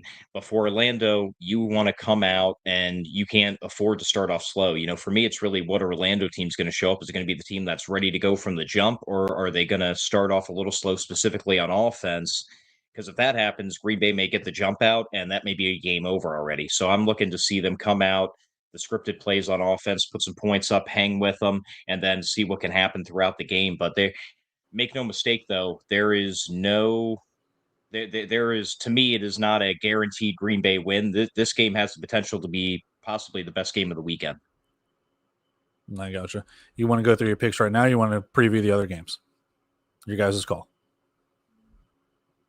I kind of want to talk about Vegas and New Mexico. All right, let's preview the games and then we'll do our picks. Let's talk Vegas and New Mexico. Krish, you seem eager to do it. Start us off, bud. Yeah, I'm just, there's a narrative out there that Vegas has, fallen off the mountain and everything, and I don't believe that. I think this team is getting healthy. They're injured right now. They're bringing new personnel.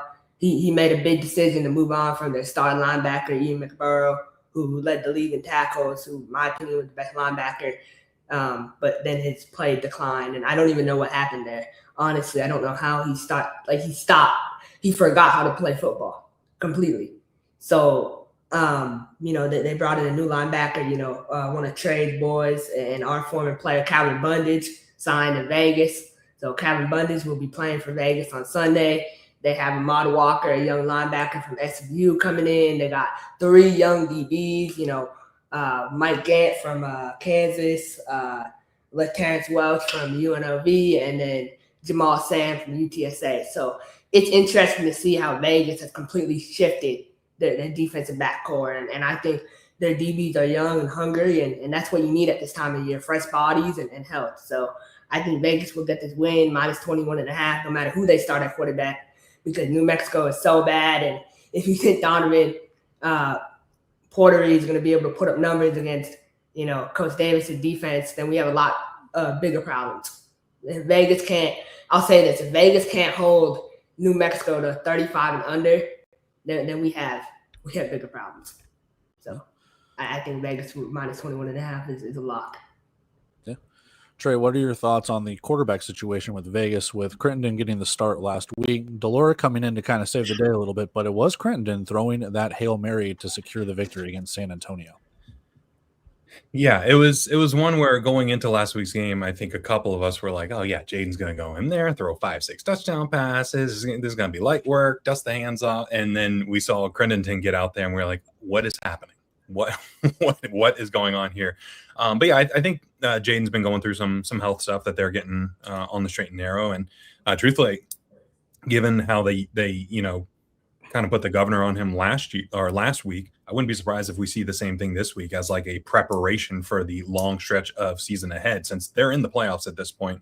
And, as Krish eloquently stated, that the roster disparity between New Mexico and Vegas is pretty severe. So they could probably be fine without Jaden. But yeah, this Vegas team is it seems like they're a couple weeks away from being back to 100%. And when this team is 100%, we saw what they were able to do over the first 10 weeks of the season. They were just an absolute wagon. Yeah.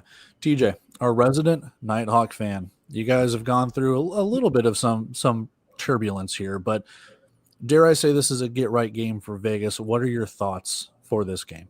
I can't wait to hear this. can't wait.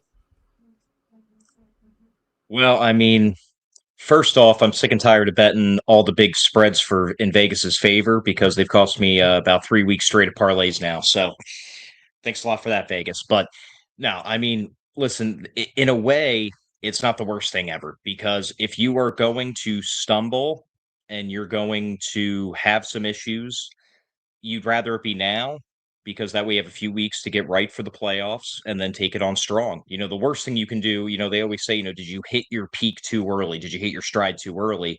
The worst thing you can do is bottom out just in time for the playoffs. So at least they have some time to get it right, get it fixed. When you really look at the last really month and a half of the season, things could be a lot worse for them. I mean, you essentially 2 Hail Marys don't get caught in the right corner of the right rounded edge of the end zone. They possibly haven't won a game in the last month and a half. So, I mean, it could be a lot worse. They've figured it out. They've gotten through it. Luckily, they had a very strong start following that opening week against Green Bay. But I think they're going to be fine. I think today, like Krish said, is a get-right game. They're going to go out there.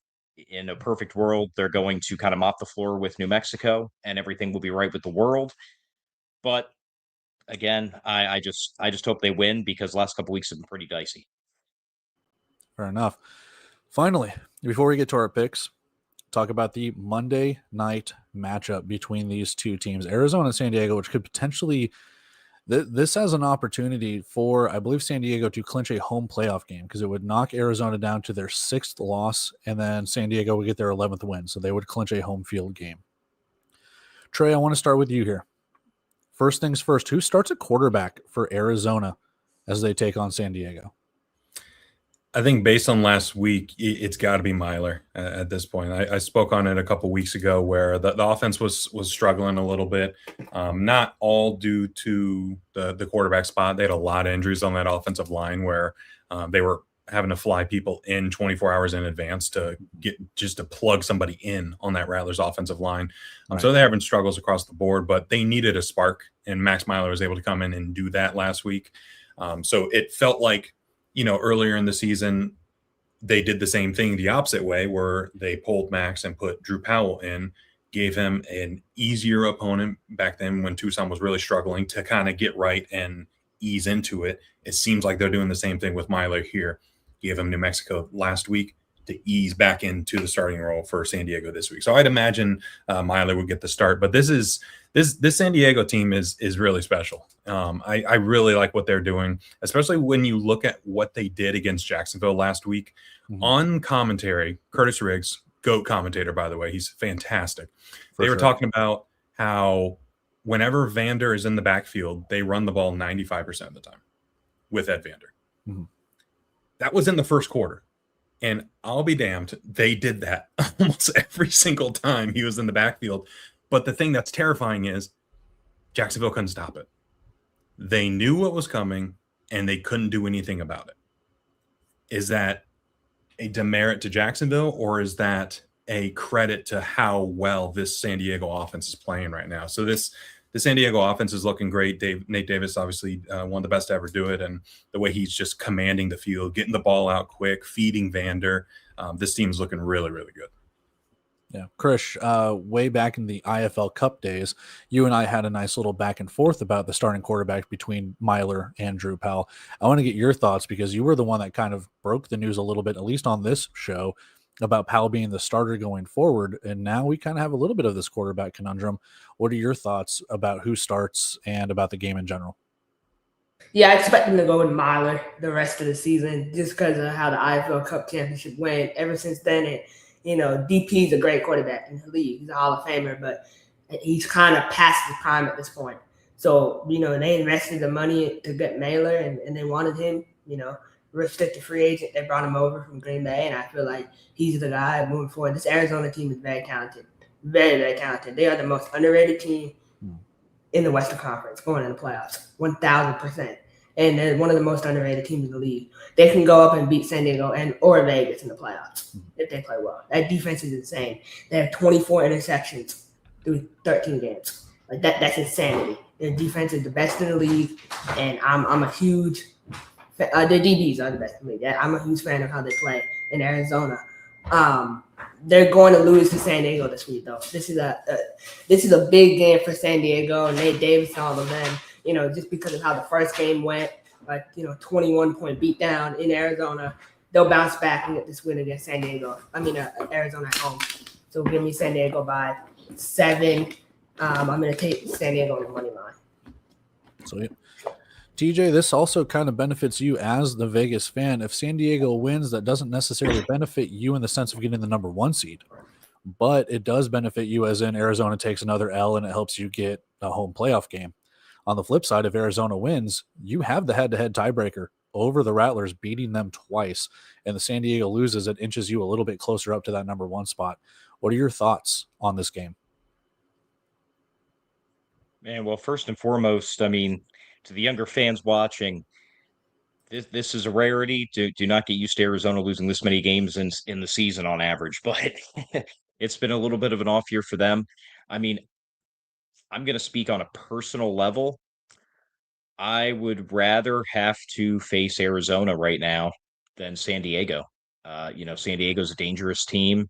Davis back there has been slinging it, showing his veteran presence. Arizona just seems like they're a little off, to be honest with you. I mean, obviously with the changing of quarterbacks, I saw it at the IFL Cup.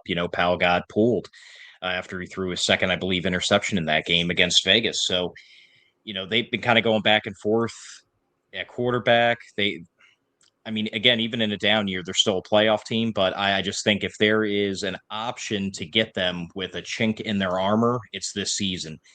So I think San Diego is going to edge them in the game this weekend, but I think either way, it's going to be a good playoff for both teams. But yeah, I would rather face Arizona if it came down to it. So I'm going to say San Diego wins today. Probably somewhere around the 7 to 10 point range. I think it's going to be a closer game, but I think they're going to put their stamp on it late to seal it. Yeah, I will say this. In the Western Conference, that number 1 seed is susceptible to getting upset by the number 4. It's happened a couple of times. So you could still host that Western Conference championship if you want Arizona as that 2 versus 3 spot. But really quick, let's go through our picks here. We'll start with Krish. Take us through the 3 games and your 3 best bets. Yeah, so I posted these online. I'm going to start posting my picks every week because, some people online want to question me. And, let's go. Post the picks, baby. Come on. Absolutely. Nah, man. Vegas minus 21.5, man. Like, if I lose money on Vegas this week, I'm not betting on them the rest of the year. I swear to God. Vegas minus 21.5. Orlando money line, Orlando plus 5.5. We don't lose in the O. We'll never lose in the O. It's our house. We have to protect our house on July 4th. Best home field advantage in the league. Arizona, San Diego. Give me San Diego to win this game. I think defense will have a big day for San Diego. Adam Anderson, Caleb Street, Roy Cease, the amazing players they got down there in San Diego. I like San Diego to win this game. So, San Diego. 100%. DJ, hit me with your bets. San Diego money line, Green Bay money line. And man, I never thought I'd have to be this nervous about it, but Vegas minus 21.5. Trey, you're up, man.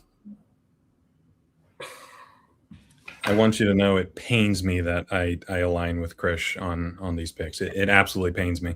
I like Vegas to cover just because New Mexico has just struggled mightily on offense. And I think the only way this game doesn't cover is if Von Rucker gets the start for New Mexico and he just has quite a game against his former team. New Mexico hasn't given me anything to indicate that they would be even within 30 points of Vegas. So take the minus 21.5 there.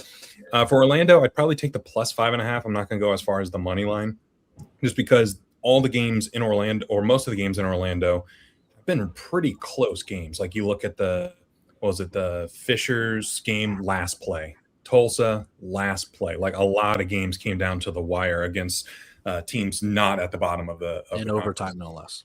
And overtime, yeah, exactly, right. So I'd probably go with the plus 5.5. Kind of give me a little bit of a buffer there. That 98.5 is a little high, but again, both the offenses have been absolutely dynamic. So I might put a lean on that over as well. But then I love the San Diego money line at the same time. San Diego's just playing extremely well, and if they can continue to do what they're doing with with Feed Vander, giving him the ball in those short yardage situations. And Nate Davis has been able to really connect with his plethora of wide receivers and really distribute the ball very well. And shout out to Kyle Kelly last week, like unbelievable game, a passing touchdown, a rushing touchdown, and a kick return touchdown as a backup quarterback. Unbelievable. So yeah, Arizona's in a good spot to make a run in the playoffs, but I like San Diego in this one. Yeah.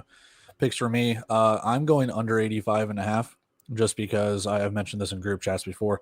New Mexico just refuses to score points. Like, they'll gain yards, but they just, anytime they get like across the 25 or towards the red zone, they're coughing the ball up, they're turning the ball over on downs. Like, they'll gain yards, but more often than not, they're scoring even below 20 points, man. So this could be a game where Vegas could take their foot off the gas a little bit, and I think it's just going to be another under 85.5. Because again, one team's probably going to score 50, the other one's scoring 20, something like that. So go from there. I do like the minus 21.5, but Vegas has spurned me too many times. So approach with caution on that. Green Bay, Orlando, I'm taking your lean, Trey. I'm going over 98.5. I think both these offense, I mean, I know it's recency bias, but 83 points last week. Sure. Take my money. I don't care if it's a donation. I want to see points in this one. Give me some fireworks. We're destined for it this weekend anyways. Finally, Arizona and San Diego. I am with practically everyone here. San Diego money line. Why not? Arizona can put up a fight, but from everything that I've seen on that offense and defensive side of the ball for San Diego, I mean, there was one point where Krish said a couple weeks ago that San Diego only had 3 defensive linemen, and they still won the game. Like, we talk about, stamina and, freshness and trying to rotate players in and keep them, healthy and ready to go. And San Diego just kind of throws caution to the wind with that, man. They'll throw only 3 offensive linemen out there. They'll throw only 3 defensive linemen out there, and it doesn't matter. They're still rattling off wins left and right. So are they a team of destiny? We'll find out. Otherwise, Arizona, they can give them a nice little wake up call and ruin their undefeated streak at home. So that's where we have it with this one. Let's go ahead and transition over to the AAL. We have some expansion and stuff to talk about with them. And one more thing with the IFL. Go for it. Go for it. You are. I didn't want to get you guys' thoughts on the playoff, picture. I know, we're at the kind of end point of the season here, but so we just wanted to show the standings. So obviously, you look at these and right now, I mean, I know it might be too early, but what are you guys' championship picks at this point, or who do you have kind of being that team that's gonna go all the way? Northern Arizona versus Iowa. I'm just kidding. I mean, I'll start it off. I have yet to see San Diego. I mean, they've gotten to the Western Conference Championship the last 2 years. Is this the year they finally get over the hump, get to the championship game, and potentially lift the trophy? I'm not sure. But I'm still waiting with bated breath. I want them to prove me wrong before I can even believe any sort of hype, because it could be this year, in which I'll eat crow, perfectly fine with that. But Vegas, for all intents and purposes, they're going through their trials and tribulations. They could be status quo just like they were last year, man. I don't necessarily see Arizona. I mean, they can make a run, but I don't see Tucson or San Antonio really making any noise there in the West. So it'll be those 3 teams. As for the East, it's going to be hard to go against Green Bay. Now, Orlando and Tulsa, I mean, Tulsa's on a hell of a run right now, winning their last 6. Can they keep that momentum even if they drop another game or 2? We'll see. Orlando's kind of in the same vein. I don't know if there's a clear-cut favorite. Everyone will point to Green Bay, but even they can be had. I mean, it's almost like we are on a collision course for either Green Bay versus San Diego or Green Bay versus Vegas. I mean, that's what the consensus would say, in my opinion.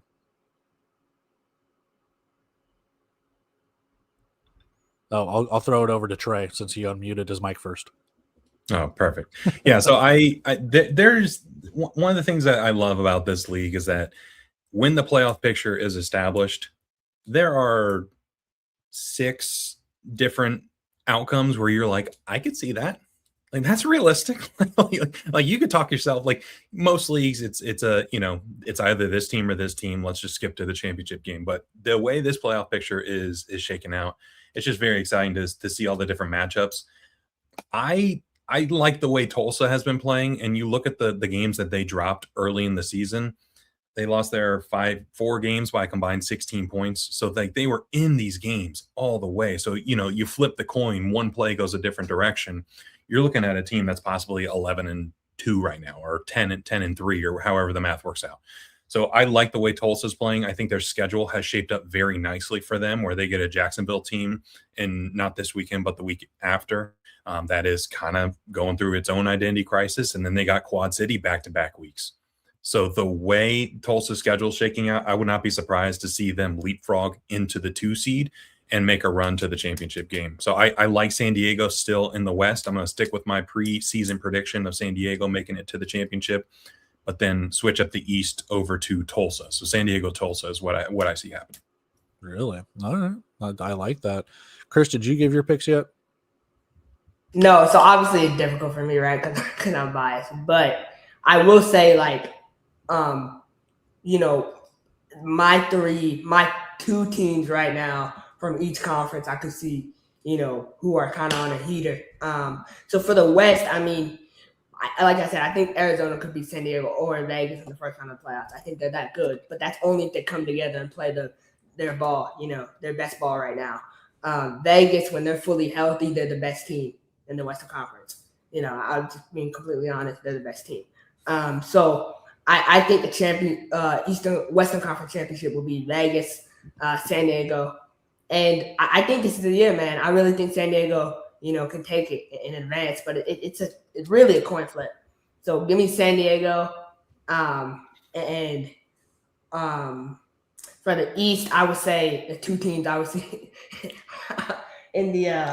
Go ahead. We're waiting. No, honestly, though, Tulsa is really good. I think it'll be Tulsa or us. Honestly, I really do. I will say this really quick. Quad City's not out of it. What needs to happen is Tulsa needs to lose the rest of their games, including the 2 against Quad City. Quad City needs to win the rest of their games, and then they've got the head-to-head tiebreaker. They both finish 8-8. Quad City gets that 4 seed, and look out for those Steam Wheelers, boys. They're going for it. I'm just kidding. It's going to be a really tough task for them to make the playoffs, but it is doable. They're not eliminated just yet.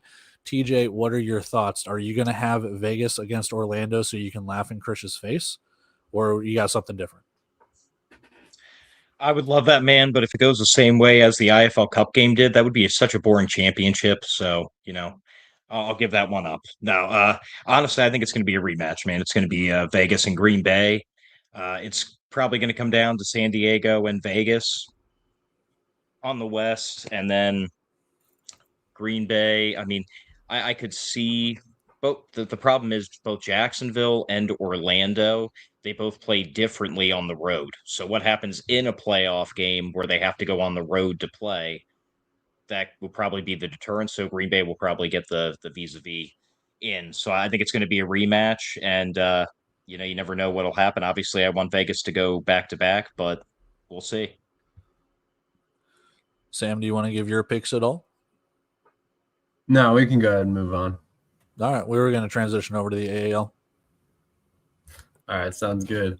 In that case, well, let's go ahead and hit a quick commercial break. We'll be right back. And as anticipated, we will AL's and expansion that just recently happened. Yet another team announced before the 2027 season, and we'll discuss the championship game coming up as well.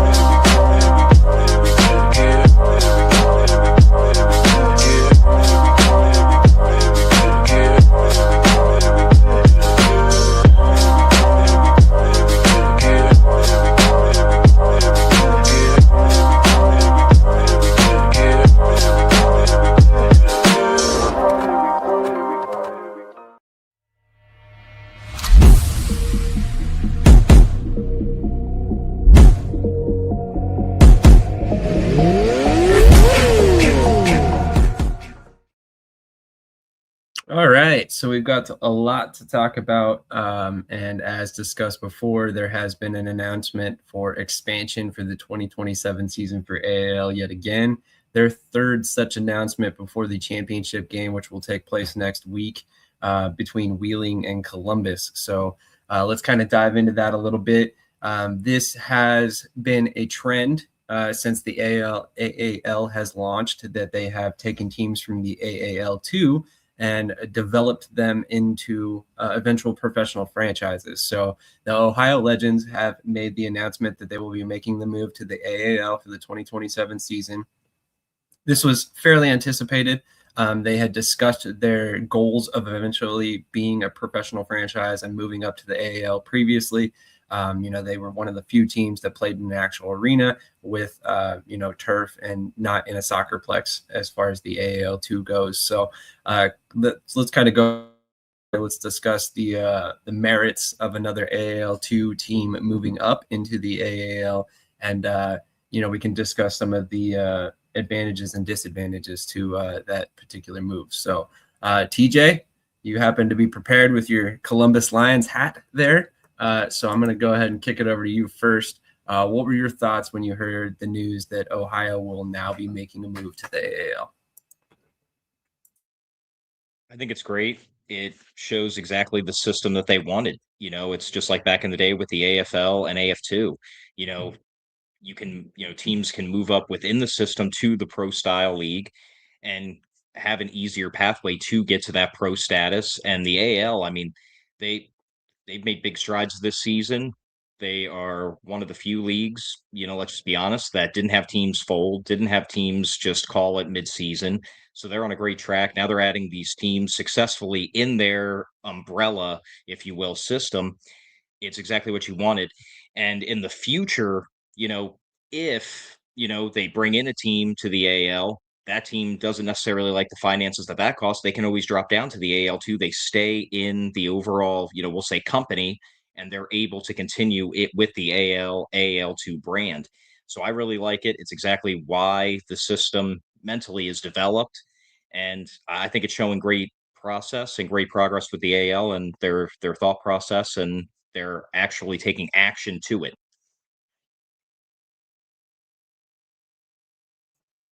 Trey, any thoughts on this? So I'm going to be honest with you guys. AAL and AAL2, this is a blind spot for me, so I don't really have a ton to contribute. So I'll sit back and enjoy the conversation. Fair point. Cody? So expanding over to Ohio, you're getting another team kind of in the northern area to go along with Wheeling and Jersey. And then you now have expansion teams with Texas and Montgomery. So you've almost doubled your entire league in the matter of an offseason. So that's actually a really good thing to think about. And we've talked about this in multiple episodes that, where is the lack of parity in this? Wheeling and Columbus, Wheeling and Columbus, Columbus and Wheeling. We've always talked about that. And now you have added 3 more teams to the fray, where you're going to add a little bit more parity, which means you're going to dilute the talent pool a little bit more. Some players are going to get paid in different places, and that means that you're going to have to travel. Now, the travel costs are going to get a little bit bigger because of where these teams are at and the travel. But at the same time, you're going to allow for more teams to be better suited. So you're not going to get these 30, 40-point trouncings. They'll still happen, but it'll be probably fewer and far between because you're going to have more talent spread around the entire league. So for an overall thing, it's a really good thing. The finances and everything on the back end of it when it comes to moving up from AAL2 or anything like that, that remains to be seen. So I'll be curious to see how that goes. On a joking side, you lose a team for the draft. Something tells me that won't be too much of a concern come 2027, but we'll see how the overall plan for the 2 leagues unfold. But Krish, what are your thoughts? Yeah, so, for me, I have 2 thoughts on this, right? Obviously, look, Ohio Legends, they've been a semi-pro team here for a minute. Their setup is not ideal, but I'm sure they'll improve to be able to make the jump to the professional level. A lot of these teams, when they have success at the semi-pro level, they come up to the professional league thinking that they can just keep the same players. I mean, just ask AJ Roque in Jersey. He'll tell you firsthand, right? Like, he thought he could keep all the same guys. He lost by 27 points in the playoffs. So, it's a different level. Mississippi was the same way. So Ohio will come in the league. They'll be like, oh my God, we got all these great players, and then they'll just get destroyed by Columbus. Same thing with the Texas Wild Hogs.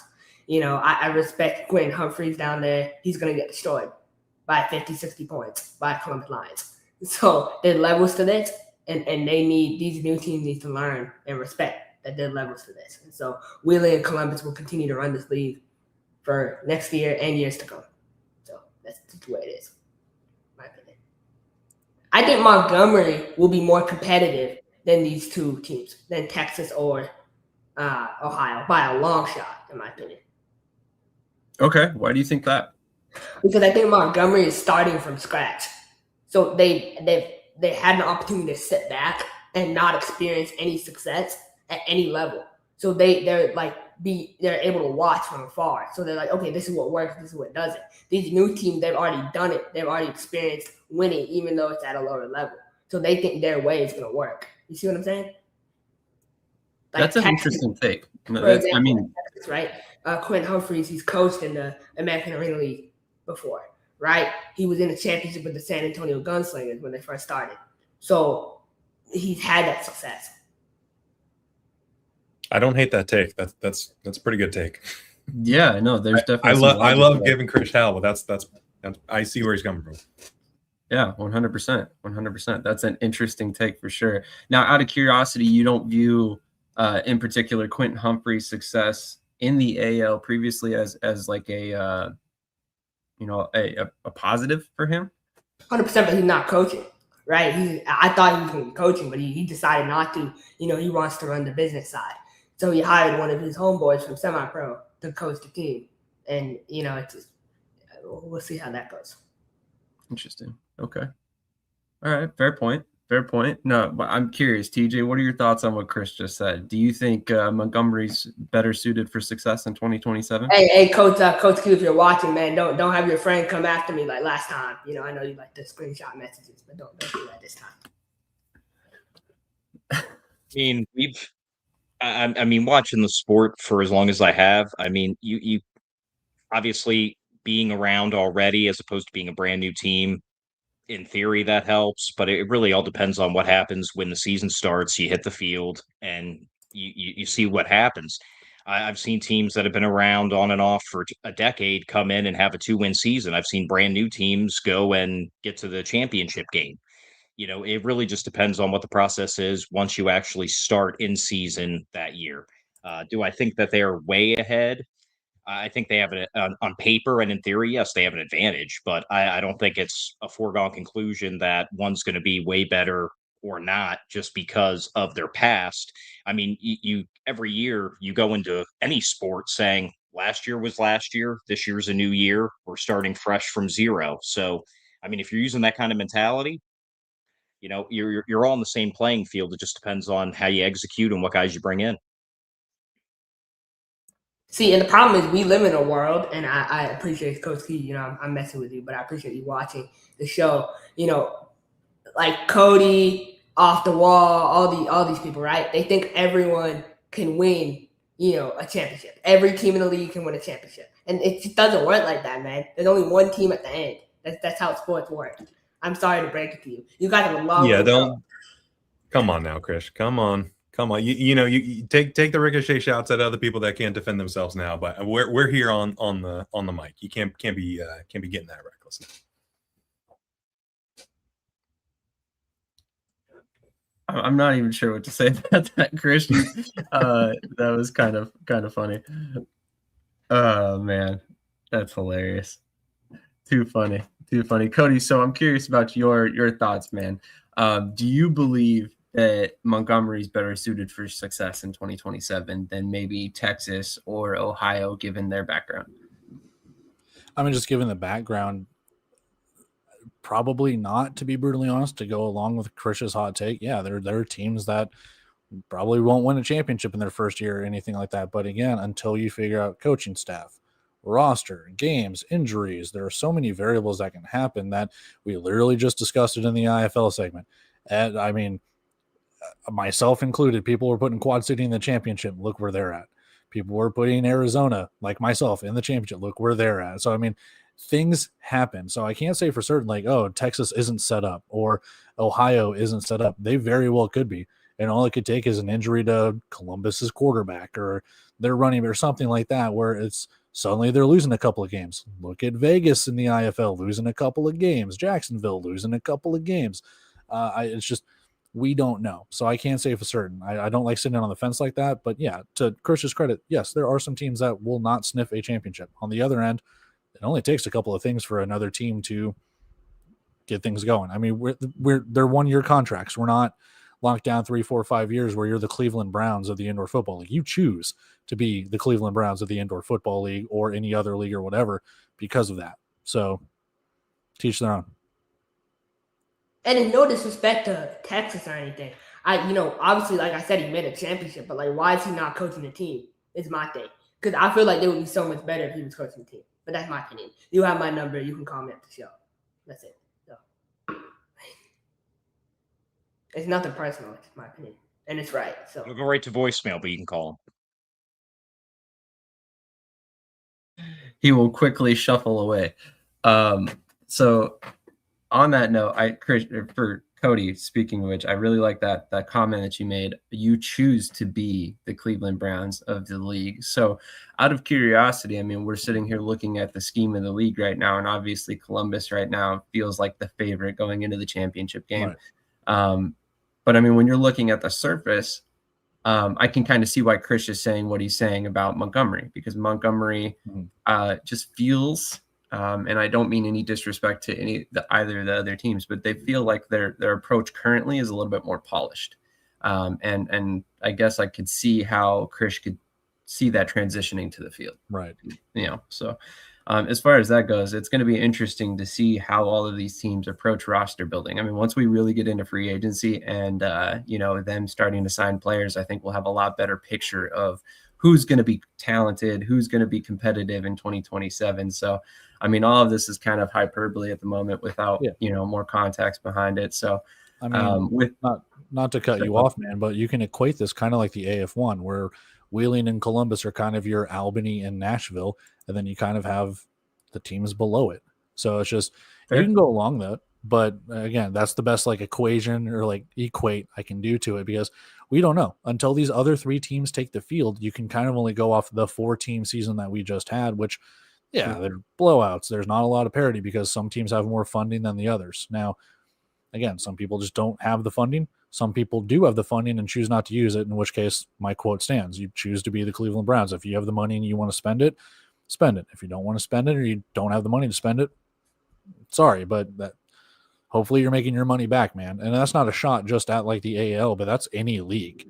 Like if you have the money and you want to do it, you want to win championships, go for it. Now, this opens up an interesting conversation because obviously, we always hear about salary caps and stuff. So if there's a salary cap, like, obviously you should think that there's only so far you can go in terms of, the level of competition difference.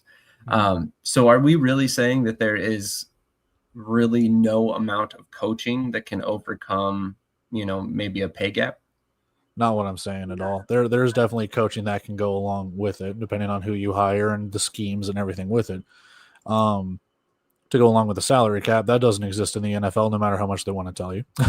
So they'll defer those payments and everything like that. So let's call a spade here. Even if the salary cap is real in any of these indoor leagues, hint, hint, wink, wink. It's just it comes down to coaching. It comes down to the players, where the players want to go, everything like that. How good of a recruiter the coaches are, the resources you're able to put in, the funding you're able to put in, and everything like that. So again, there's a lot of variables when it comes down to it. I would agree. And I think that's why I mean, to Krish's credit, he kind of opened this segment with a little bit of a fiery statement. He said, a lot of content creators believe that, any team can win a championship at any given time. And I don't think that's necessary. Yeah, I think I'm going to add Lobo to that list now. I think he thinks everything can win a championship. I don't know that. I think Lobo was kind of more. To counter Krish here, let's go back a few years. Northern Arizona, they win the championship. What was their record the year before? 1-15. Bay Area wins the championship. What was their record the year before? 1-15. So there is some truth to the element where year over year anything can happen, but it all comes down to that coaching, right? We won't talk about the constant between those two teams that went, worst to first. There might be a specific name on those coaching rosters there. An honest name. Oh, man. Rod Windsor. Boom. Actually, was Windsor on that team? Windsor was on Bay Area and Northern Arizona. Same with Les Moss and Rob Keefe, if I'm not mistaken. I thought they came the year after they won the championship. Mm-hmm. When Wooten left for Fishers. Yeah, it was one more. Yeah. Was it? It's Rob Keefe. So. We're talking about Rob Keefe.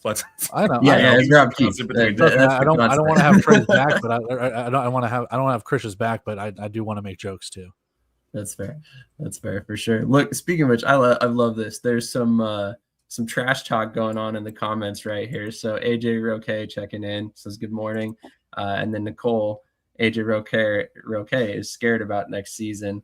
And Nicole, whether people know or not, is involved with the Montgomery team. So kind of giving you a little bit of insight into how this league is going to go in some of the fun behind the scenes. But Roger says, we will be happy to discuss league and expansion process anytime. We are here to make teams successful, not looking to add to the coffers of the league. And I don't think that's what anybody's saying here, Roger. I mean, I don't think we're saying that you're trying to just add numbers to the league. We're quite literally what Krish is saying is there's levels, right? That an expansion team may not necessarily be suited to have the same success as a team that's been around for 20 years like Columbus, or, even 5 years like Wheeling. You guys are established, you've been around, stuff like that. So I think he also is saying that there's a different approach from a team that has been an established semi-professional or developmental team going professional. So I think there's just some levels, some nuance to the way you guys do expansion, because it's not typical for most other leagues. Not saying it's a bad way to do it. I actually think it's a good way to do it, which we've talked about multiple times here. But I think it's also just different. So there's many different caveats to the way you look at it. And just to be real, I'm just gonna be honest here too. No player from Columbus is gonna leave to go to the Bearcats or the Wolfpack. That's just not happening. So they have to do a better job about building the local kind of pool of players that they have. Columbus has done a good job of. Yeah, I think things will grow and get better over time, of course. So there we go. Rod Windsor wasn't with Bay Area in 23. Not important. So that kind of clarifies. He was there in spirit. He was there in spirit, which explains everything you need to know about the 2023 season for the Northern Arizona Wranglers, and why it, tanked right back down to reality there. So anyway, let's go ahead and talk a little bit about the championship game. Obviously, I don't want to spend a ton of time on it because we still have next week to talk about it as well. So obviously, it has broken down to what most people expected would ultimately be the outcome. Columbus will face Wheeling. However, it is in technically what was billed as potentially being a neutral site. It will be in Wheeling. So despite the fact that Wheeling is technically the 2 seed in the league, they're hosting the game, and Columbus will travel to Wheeling. They are going to be obviously very well traveled. We talked about it. Just last week, Columbus had chartered a bus for fans that was free to attend. So basically, fans are giving out a $10 deposit. As soon as they board the bus, they get a refund on that deposit, or it goes to their ticket. I completely forget the entire terms there. But regardless, they have filled that bus. So they're going to at least have one full bus of people going up to the Wheeling game. And that's not counting anybody else who might make the trip independently. So, I'm sorry, 3 buses now. Wow. Talk about busing in a home field advantage. So that's awesome. Like I said, I've seen a lot of teams do the travel buses, and this is something that I wanted to point out, but I've never seen them done for free. So, I mean, obviously there's a lot of experience on this panel here. Have you guys seen that from any other league or team? I mean, we just talked with Matt earlier in the game that Salina had their party bus come down to Southwest Kansas, but that was just one. That was it. Right, and I think that was also a paid situation, to where they had to kind of chip in something for the actual travel of the bus as well. But Quentin says, I look at it like this. If anyone wanted to know why I'm not coaching and I took on the ownership mindset, we can talk about it. Now, when it comes to my head coach, we may want to do research on him because he was not a home buy, but a phenomenal football player in the league when we played. Well, Quentin, for the record, I mean, we have a standing invitation for you to come on whenever you are ready and have the time to make it. So we would love to have you on to discuss all of those decisions. So one more comment here, and then we'll go ahead and move on. But Nicole says, tell AJ it's no need to book his arena for next season championship game. So is this an indicator, Nicole? Is this you telling us that we won't have a neutral site championship game in 2027? If so, blink twice. With that being said, we're going to hit a quick commercial break. We'll come right back. We'll talk about the TAL and the AF1, and then we'll. No, we got to get a championship pick. So I know it's a week early. I was going to save championship picks. I need to hear what Trey's championship pick is, because he knows all the leagues, from the back of his hand. So. Where were you for the entrance to it? Yeah, where have you been, Krish? We run a good show. You should listen to us sometime. Hey, so can I just say one thing really quick? Yeah. They're going to get 3 buses to travel all the way to Wheeling. But what happens in a couple of weeks when the Wheeling Nailers have a preseason game and they have to reschedule it? Oh, Lord. I'm just messing around. Oh, Cody's on his trolls. Oh, yeah. All I know for sure is if a team in any sport local to my area basically said, we will bus you for free to the championship game and you get to watch us play and possibly celebrate, dude, that's how you make fans for life. I'm just saying that was a genius move. 100%.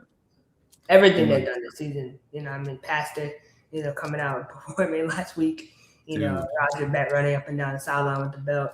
They had a, packed out, arena. I mean, they're doing great things down there. And I will be very,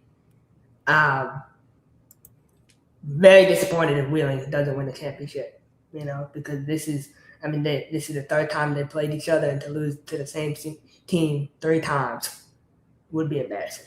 So. Hey, where have we heard that recently? Just wondering.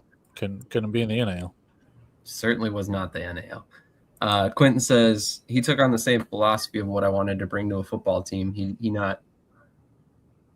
not the pick that everyone would have chose to have or bring in. And, there's nothing wrong with that. You're the owner, so you have to feel comfortable with who you hire as your coach. And if you feel that his philosophy matches yours, that's what it's about. So hopefully, that works out for you guys and whatnot. But like I said, we're going to hit a quick commercial break. TJ, I know you have to get out of here, man. Thank you for your time this morning. Who's your pick for the championship game? Come on. All right. So I kind of figured you were leaning that way. Krish, you said Wheeling? No, Columbus. Columbus is winning, but I'm just saying I would be disappointed if I was, part of the organization of Wheeling to lose in the championship. Okay. And then Trey, do you want to give a pick, or do you want to kind of defer? Like I said, this is a blind spot for me. I'm not going to pretend to know everything about AAL like some folks, but I'm gonna set this one up. Yeah. I love that. Free, no, that must be a great partnership or just a really dedicated owner. Either way, I think Columbus does things a little bit differently. Cody, who's your pick for the championship one?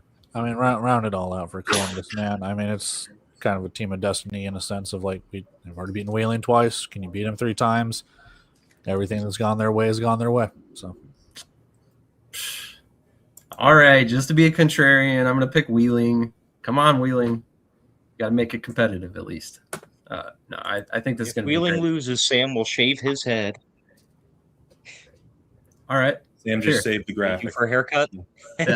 Yeah, definitely. I'm ready for a haircut anyway, so I'll shave my head if Wheeling loses. Why not? Why not? You guys might even get a video out of it. Who knows? But yeah, no, honestly, I think it's going to be a great game, right? The same thing we said about the NAL championship game, in the fact that those two teams are very closely matched. Every game they play is very, very closely contested. I correct me if I'm wrong, but I think the total win percent, or the total point differential in the two previous games with Wheeling Columbus was like 3 points. So I mean, this is going to be a great game. I mean, if you wanted to see the two premier teams in the league face off, I mean, what better way to do it? And on top of that, you get a double header. So that's one thing that we have not talked about yet. And we'll take a couple more minutes before we move on. But the AAL2 championship will be kicking off about 1 p.m. And then anybody who purchases a ticket to either the AAL2 championship or the AAL championship will get a entrance to both. So the AAL championship takes place at 7 p.m. The AAL2 championship kind of serves as a lead into that game. So you get a championship doubleheader. You get to attend both games. I think really, as a league, if you were going to do a neutral site championship game, this was the best possible way to get as many people there as possible. So what are you guys' thoughts on the doubleheader before we move on? I apologize. TJ? Yeah, I like it, man. More football, the merrier, right? You get to see the AL2 and the AL championship. Why not? Right, for sure. Cody, any thoughts? It's a good promotion. I mean, it's really nice to have a double header, and honestly, it's a good thing to be like, hey, look at the lower division that we have and the potential stars that could rise up from AAL2 and whatever draft or anything like that, all the way up to the AAL of, hey, now you get to watch the big boys play. So it's a really cool idea. I kind of enjoy it. Krish, any thoughts? On the doubleheader, yeah, I think it's good. I think it gives the AL2 players exposure, to be able to play on the big arena. And, I think it's exciting. And, I would love if there was an announcement of one of the AL2 teams playing the championship, moving up to the AL. Like, imagine if they won the championship and then they're like, oh, you guys are moving up now, too. That'd be cool. The 95 South boys will be performing at halftime as well. Krish, I'm sure you know all about the 95 South boys. It's I had a feeling that was the reaction I would get. It's 90s night, so that'll give you a little bit of a hint where the music came from. So, and if Roger Beck is getting the halftime show, which obviously he's the one that set it up, because I think he's the only one with those high-level connections, to be honest. It's going to be good. All the halftime shows they've had in Columbus were amazing all year long, so it'll be good. I will say that the team in Columbus, in terms of booking halftime shows and whatnot, have been unrivaled in any league this year, quite frankly. So my hat's off to both of those gentlemen, Roger and Corey, there in Columbus. But we're going to go ahead and move on. We will hit a quick commercial break. We'll move on to the AF1. And then we'll close it up with the TAL, since there's quite a bit to talk about them today. Just completely throw you guys off with the lineup today. So quick commercial break, and then we'll be back. TJ, thank you for joining us this morning. Really appreciate your time, man. I know you got some stuff going on. So any quick moments or any quick words for the fans before you get out of here? Hey, man, everybody be safe. Enjoy the football. And if you're going to light fireworks, be extra careful. You don't want to end up like the Giants player.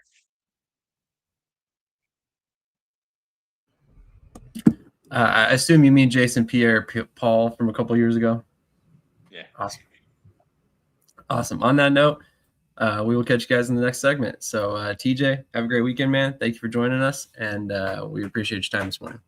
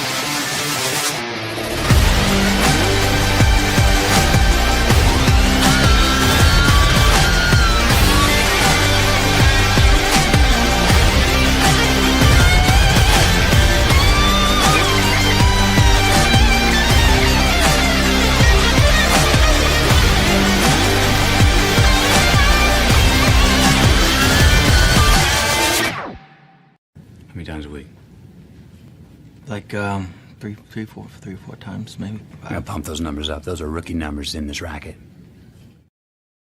That's right. If you haven't shared this yet, please go do so right away. We appreciate everybody who hits the like button, comments, shares, follows, does all that fun stuff because it's really important to the growth of this channel. And trust me, we notice every single time the follower count and the like and all that stuff goes up. So we really appreciate all you guys' support. Just wanted to say that everybody who's on this panel is here for a reason. We respect everybody's knowledge. And I would say that if they have the wherewithal to say that they are not willing to comment on a league because they don't have the knowledge, you should respect that as well. That's all I'm saying. I know we've got some supporters in the chat. Really appreciate you guys for being here this morning. But definitely do not want to necessarily be calling out people on the show who are taking time out of their 4th of July to be here to talk indoor football with us. So, Trey, thank you once again for your time this morning, man. Really appreciate you being here. But let's talk about some AF1. Let me pull up my topics here.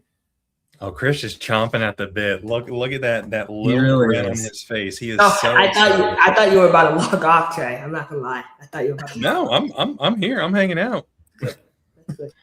No, he's got to defend his Malik Henry takes, of course. Yeah, I don't duck smoke. I embrace it. Come on. So, well, with that being said, the topic that I wanted to start with, of course, is that last week we posed a question to the fans, and that was, who is more dangerous, Michigan or Washington? I believe I was the only one on the panel that picked Washington, and I have since.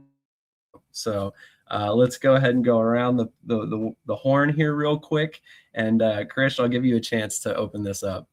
You're a big Malik Henry fan, supporter. You have been talking about him all season long. And he came out and not only won the game, he had probably one of the best performances by any quarterback on any team this season. Yeah, I mean, I think a lot of people overshadow Malik's performance with the show, with that dumb TV show that, depicts his character when he was 17, right? He's a different person now. You talk to any of his teammates, you talk to him, Malik's a great person, and his stats back him up.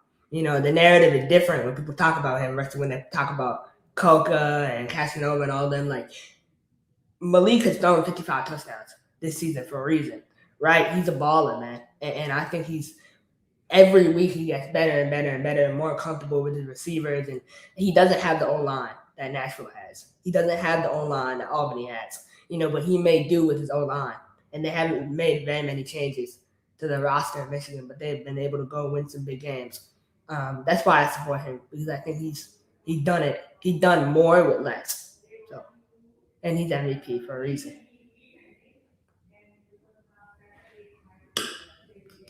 I'm sorry, MVP? MVP of the league. I mean, why wouldn't he lead the league in passing yards and touchdowns by a good amount? All right. That's a bold claim. All right, let's go to Trey. Trey, what are your thoughts on Malik Henry's performance? So this is not going to go the way Krish thinks it will. Malik Henry has been unbelievable the past couple of weeks, and he has improved dramatically, and so has this team from the very beginning of the season.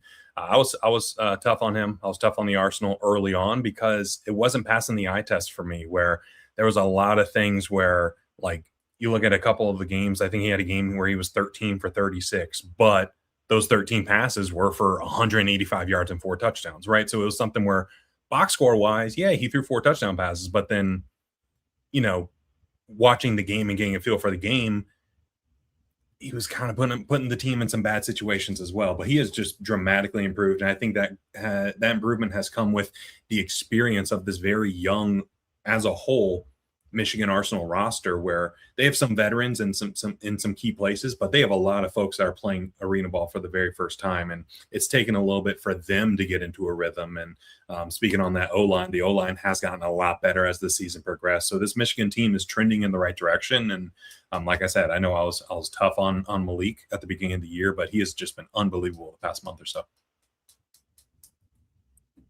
Agreed. I mean, what was it? 9 touchdowns, 330 plus yards, if I'm not mistaken. Hell of a performance by Malik Henry.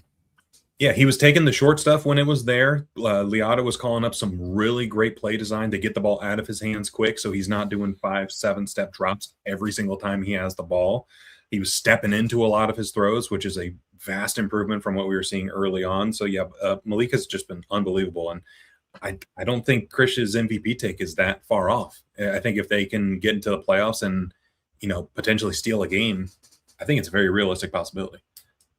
No, that's completely fair, honestly. And there's a reason why, if you look at the leaderboard right now, there's, I think, 3 different receivers from Michigan in the top 10 in receiving yards. Malik Henry's been balling out, and he's a really good fit for that Liotta offense. They obviously want to go bombs away and throw the ball quite a bit.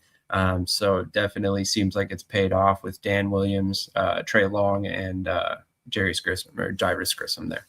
So, Cody, any thoughts on Michigan versus Washington? Yeah, I think I said Michigan was going to win and that they were the more dangerous team, and they did just that. So, going to toot my horn a little bit because I picked the right winner. But no, it was Player of the Week honors, and I don't really know. I just, there's still work to be done. I would consider Malik Henry a finalist for an MVP. I don't know if he is the front runner for it yet, but I could definitely see him in that category, kind of like what Trey mentioned. It's still a little bit of a road to get me to go to that route, but with the great play that we have been seeing lately, not just from Malik Henry, but through across the board in the AF1, it's been a sight to behold. Definitely. Krish, any more thoughts on Michigan versus Washington before we move on? No, I mean, look, J.R. Wells, he tries to sell his program as this big deal. And look, they've gotten better this year, right? But who have they played? They played one good team all season. And, and they beat one good team all season. We saw a lot last 2 weeks with Nashville and Nashville and Michigan, they ran through them in their house. And so it says a lot. And my problem with JR is he takes no accountability at all. You listen to any of his shows, he's like, man, we're the better team. We're this, we're that. I'm done with all the hype. I'm done with all the hype speeches, lock in, step in the box, and fucking coach football. That's what you're paid to do. And you can't do that against big teams. You can't make in-game adjustments, and it shows. It shows on the field. So I'm done. And this is the industry-wide. Industry-wide, a lot of these coaches, man, they pop their shit so much, and then it comes game day, and it's like, where's that at?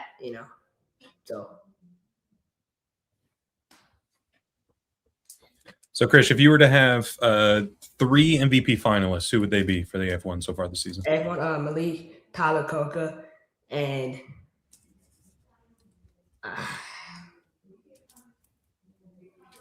Rudy. There's no chance Krish is going to say that name. No chance at all. I mean, you can't give MVP to a receiver. I mean, they wouldn't have done that last year. But I would maybe Darren Townsend. I would say, yeah. That's fair. Yeah, I think the only thing that kind of works against Malik's MVP case is because you look at quarterbacks across the league, there's only 2 teams that have had a consistent quarterback the entire year. And that's Nashville and that's Michigan. So when you look at the race for, leading the league in touchdown passes, it's going to be one of those 2 guys, right? Because they're the only ones who have started and played 10 or 11 games at this point. But for Kolka, he's thrown 150 less passes, but he's only thrown 10 less touchdowns, right? So I think that's where Malik's case, it's kind of like a Big 12 Texas Tech quarterback back in the day. They throw the ball 75 times. Of course, they're going to lead the league in passing. That doesn't necessarily mean. It's okay. Yeah. Old Patty. But that doesn't necessarily mean that they're the Heisman winner either, right? So I think it's probably going to come down to Henry or Kolka.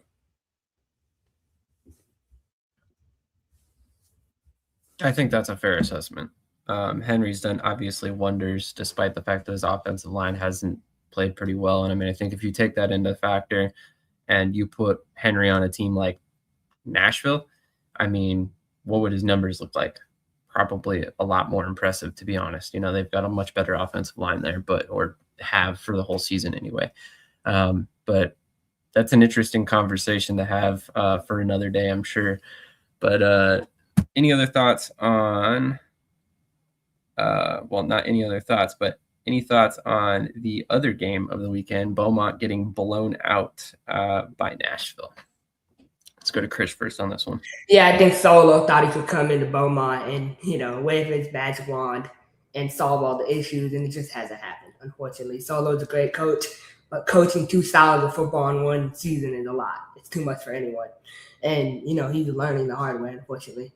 But Robinson, I love Robinson. I love his game. He's just not an arena-style quarterback at all. And so until they can get someone who can go under center and make those big throws, it's going to be the same thing every time. Beaumont has a very talented roster. If you go up and down the page, they should be one of the most talented teams in the league.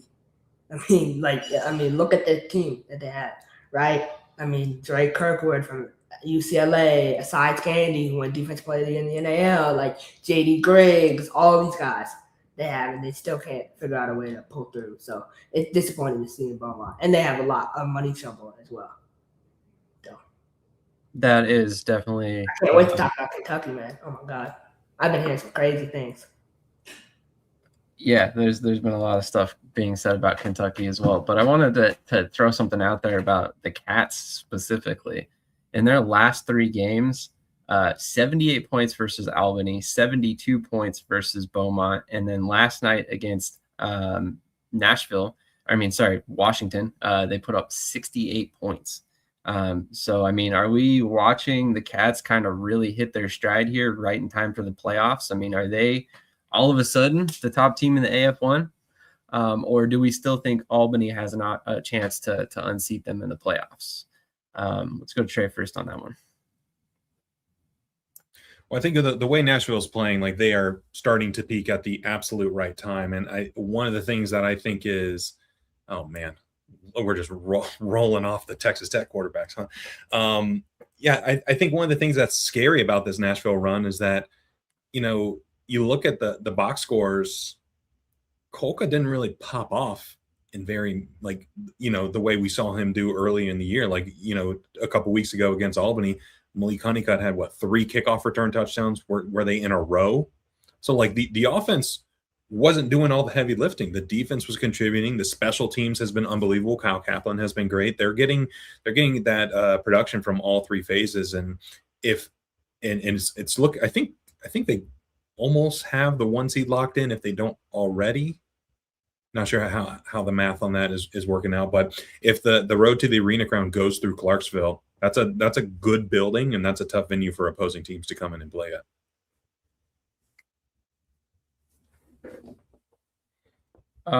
So just based off win percentage alone, they're 10-1 after last night. Albany's 8-2. So I think technically, the Cats have all but clinched.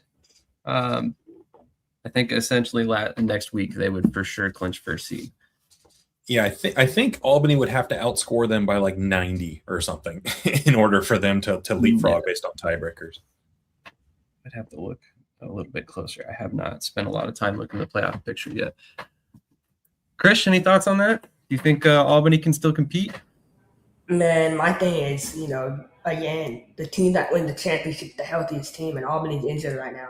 So going to the next game, they're calling it like Jeff Levac and them calling it the biggest game of the season. It's not, So I would play Castanova for the first half, and then I would sit in the rest of the game. There's no need. Number 1 and number 2 doesn't make a difference. It's still a top 2 seed in the playoffs. Let Nashville get the number 1 seed and play them when you play them in the championship. So don't try to go too hard in a regular season game. You got bigger things to worry about in the playoffs. I think these 2 teams are primed to meet each other in the championship, but I think Nashville has done a great job. People don't realize Darren Arbeck turned over his whole coaching staff, right? Entire coaching staff. He only retained Kerry Laughlin. That was the only coach he retained, right? He got rid of Anthony Payton, our offense coordinator. He got rid of Terry Foster, defense coordinator. He brought in Steve Pappin, one of his former players with the San Jose SaberCats, right? One of the best receivers of all time to play for that franchise. And then he brought in Sergio Gillum, my boy, for OG defensive coordinator for the Pirates, played at Clemson, really, really good DB in the AFL. So He's doing a great job with that defense. So it says a lot about Coach Arbet, and I think Coach Arbet is honestly the front runner to win Coach of the Year. Interesting.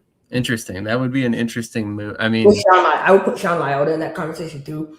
But I look at what Arbet had done, man. I mean, he continues to do.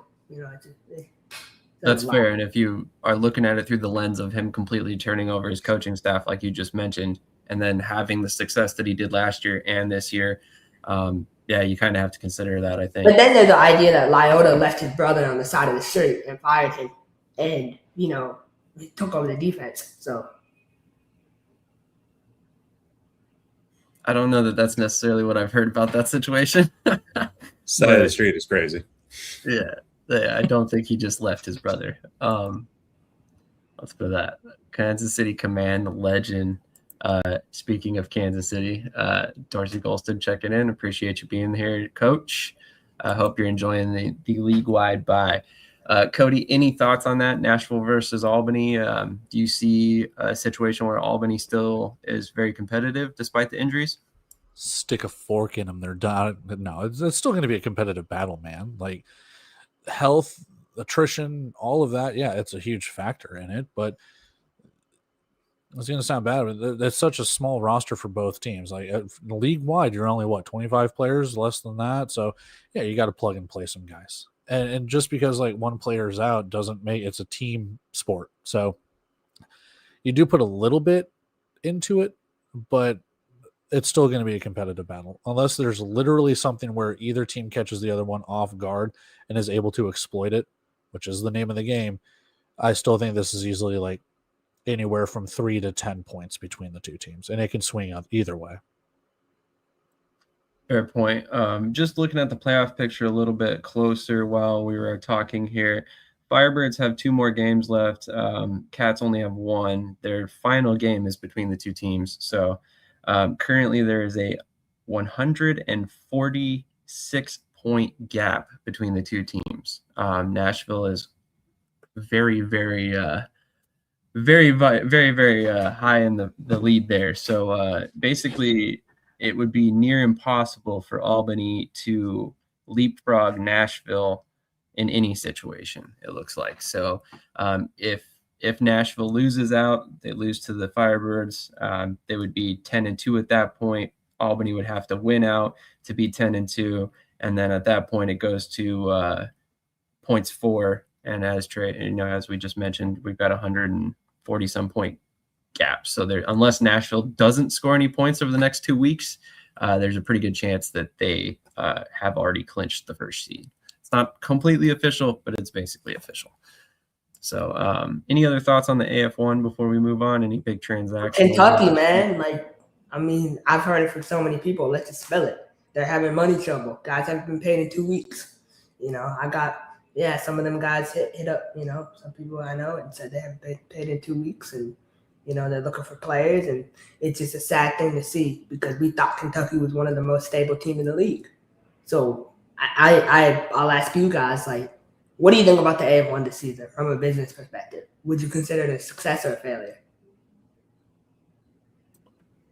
It's hard to completely quantify that answer right now because the season's not over.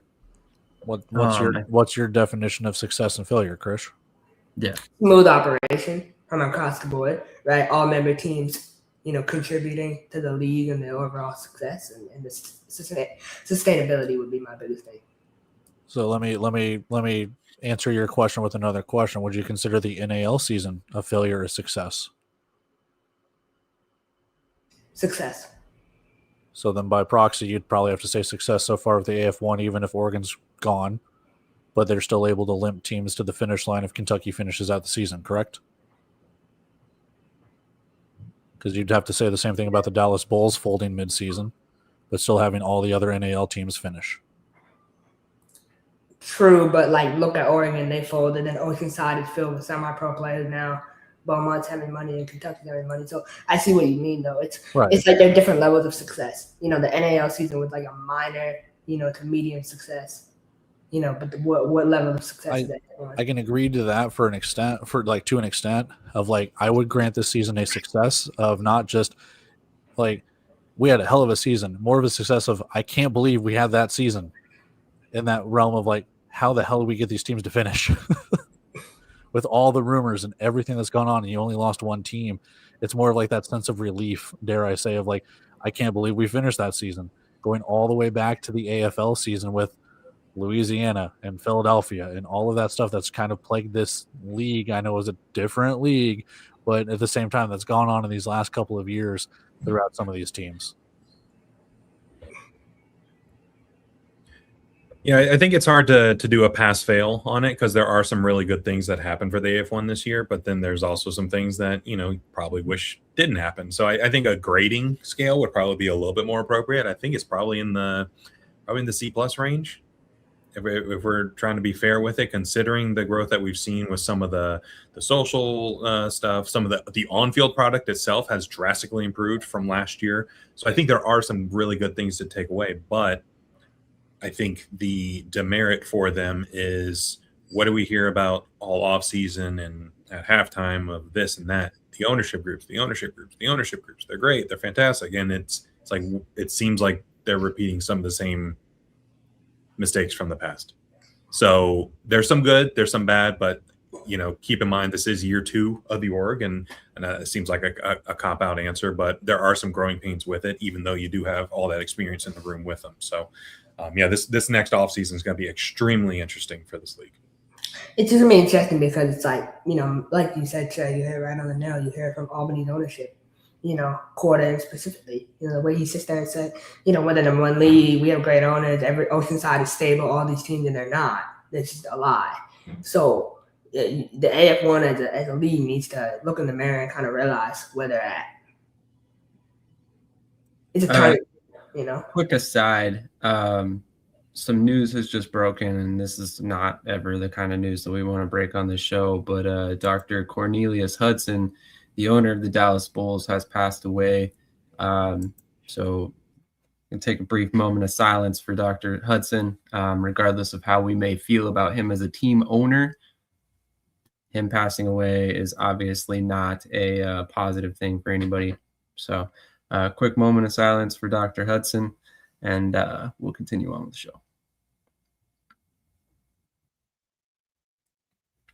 Once again, our condolences to Dr. Cornelius Hudson's family and to everybody close to him. I'm sure it's not an easy time to deal with. But as far as that goes, I think if you're looking at the AF1 right now, my big question with them, I mean, if we're really looking at a pass-fail scale, in my mind, I have to see the full picture. So I need to see the full season. Do some of these teams go away before the end of the season? Do they manage to make it all the way through with all of these teams? If the rest of the teams that are in the league right now finish, I think I have to be somewhere in the C range. But I also, I'd almost want to reserve my answer until I see how they approach this offseason. Because if we go into the offseason and we lose, this hypothetical, I'm not saying that all of this is going to happen, so please don't come at me, because I'm throwing out some hypothetical scenarios here. But say Kentucky goes away, okay, and just in a hypothetical scenario, maybe you keep Beaumont and you lose Oceanside, because we've heard issues about them. Okay, so you have, Beaumont, Nashville, Albany, Minnesota,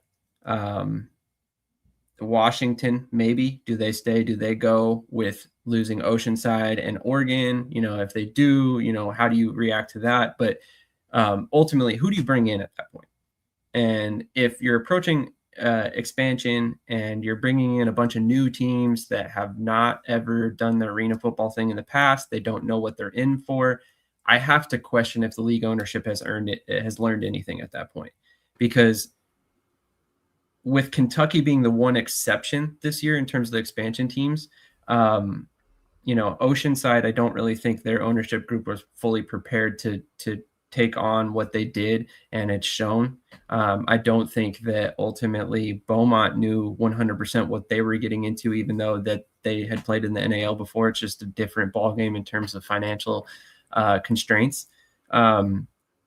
So I just think you have to be very careful with expansion going forward, because right now you're teetering on that, that point where fans are starting to form their opinions about you as a league. And if it's year 2, year 3, you're going to year 3 and you're making the same mistakes over and over and over again, at what point the fans kind of check out and say, this is Albany and Nashville's league.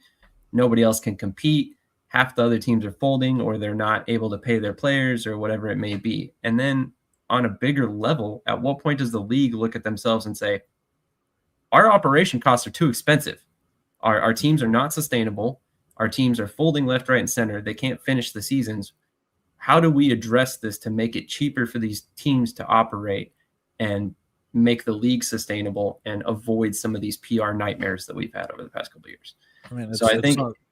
No, sorry, I didn't know if you were finishing. No, all I was going to say was it's one thing that, I've noticed, I'm sure plenty of other people have noticed too, of like every other league that we talk about and cover on here, maybe elsewhere, they have all announced at least an expansion franchise for next season. There's one league right now that hasn't. So what's going to happen in 2027 with the AF1? We have not heard anything. And it's what we just talked to Mike Salmon about, that you need a long runway. He doesn't want 5 months to get a team going, and we're already in July.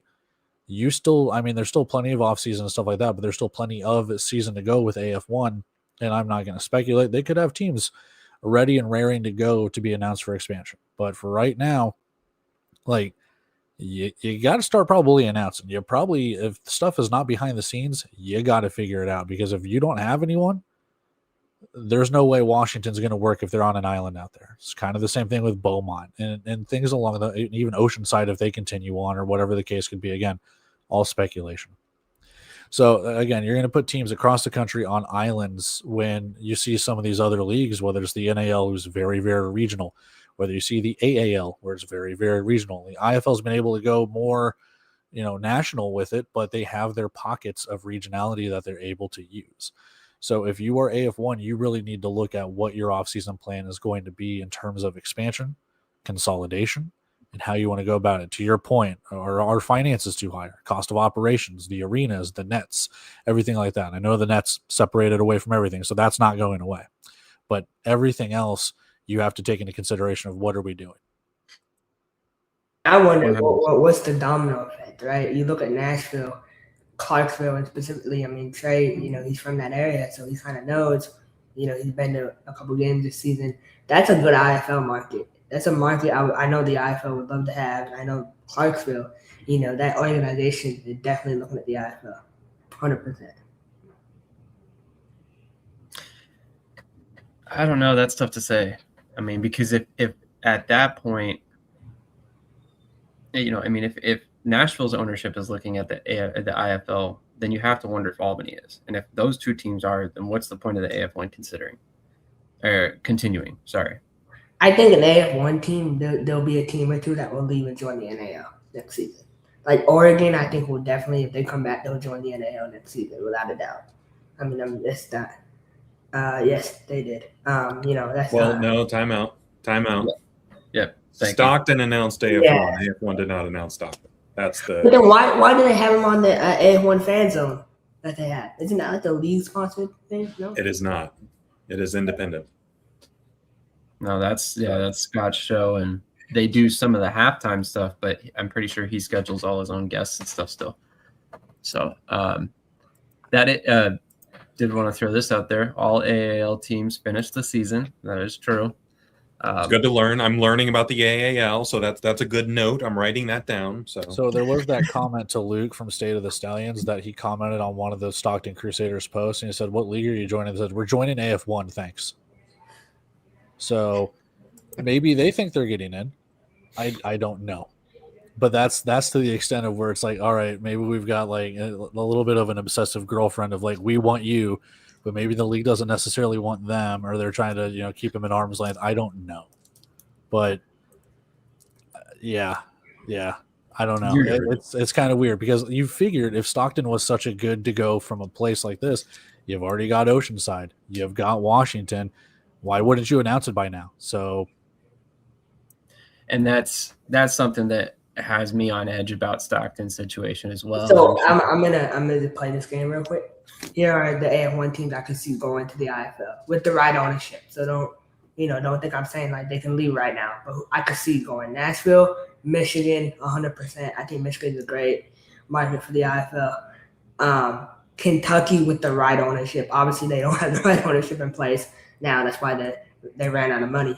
But I don't think Minnesota is ready for that jump from a professional, standpoint. I don't think they have the most professional coaching staff, or, I think Jacob Lambert's a professional. I don't think the guys in the coaching staff are, though. They're not ready for that jump. They're not ready for that big of a league. Tony O'Neill is going to be hitting you up any minute. He's ringing your doorbell right now. That's exactly. Yeah, that's funny. Nah, me and Tony are good. But I'm just real about the programming where it's at. And then let's see. Yeah, those are the three teams. And then I heard Arkansas Diamonds. I heard the Arkansas and the TAL, the Arena League, are looking at joining the IFL next year. Hold on, back up. So those are the only three teams that you feel could join the IFL? I mean, Albany said they wouldn't, no matter what, under any circumstance. They've said that multiple times. So it's I'm not. I know. I don't think thought process. Why don't you think Washington can do it? I don't think they have the resources to. Resources, I have been told, are not an issue for Washington. Like, not even remotely.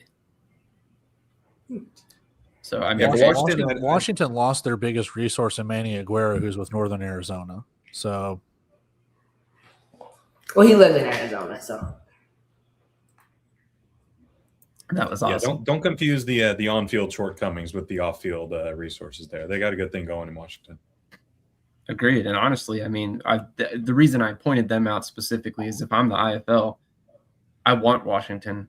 I think that from a uniform aspect, they fit the IFL look. They're very professional looking in terms of their uniform combo and stuff like that. And I think that would be a boon for them in terms of, if a Bay Area comes back, you already have San Diego there. There's a couple other teams in that region sort of. So, I mean, I think that would probably be a good addition for the IFL overall for their presence in the Pacific Northwest. So just a thought. But any other thoughts on the AF1 before we move on to the TAL? No, man, I just think I hope the best for the league. We never want to see any league, struggle and have teams fold. I have a lot of guys down in Kentucky, so, I hope my guys are straight with money and they're getting paid what they were promised. But another thing that we need to talk about is the fact that the AF1 lied about Daryl Overstreet signing the CFL. So that's crazy to me. That's a lie. Is that not a lie? So, yeah, okay. Go ahead, Trey. I'll let you go. Yeah, I was gonna say I don't think you pin that one on the AF1. I think you pin that on the person who published the article. But to your point, it was published on the league website, so it was a little misleading the way it was announced. Yeah, exactly. And that's exactly how I would have put it. Look, I'll be honest. There's a lot of people who don't even know what the CJFL is. Honestly, I don't even 100% understand the entire structure of it. Basically, it's a developmental league that is provided for players to help try and fast track them to the CFL. But at the same time, that's not the CFL. But let's have a logic. Let's just for everybody, like a logical check. We hear that Kentucky players aren't getting paid, and then we see that he leaves for an opportunity that's paying him less money than what he was making in Kentucky. So if he hasn't been paid, this means he's trying to get paid. This is my. It's tough because, like I said, I think I may not have explained this in a great way, but to my understanding, the way the CJFL works is that they are either provided with a job or they're provided with a sponsor that pays them directly, as well as provided with housing and meals and stuff like that. So I may be misspeaking, and if anybody knows anything about the CJFL in the chat, please correct me on anything that may be wrong here. But there is a chance, and I don't want to say it's 100% certainty, but there is a chance that Maybe Overstreet's making more in the CJFL due to like a sponsorship or a job arrangement or something of the sort. So I don't want to speculate on the earnings situation.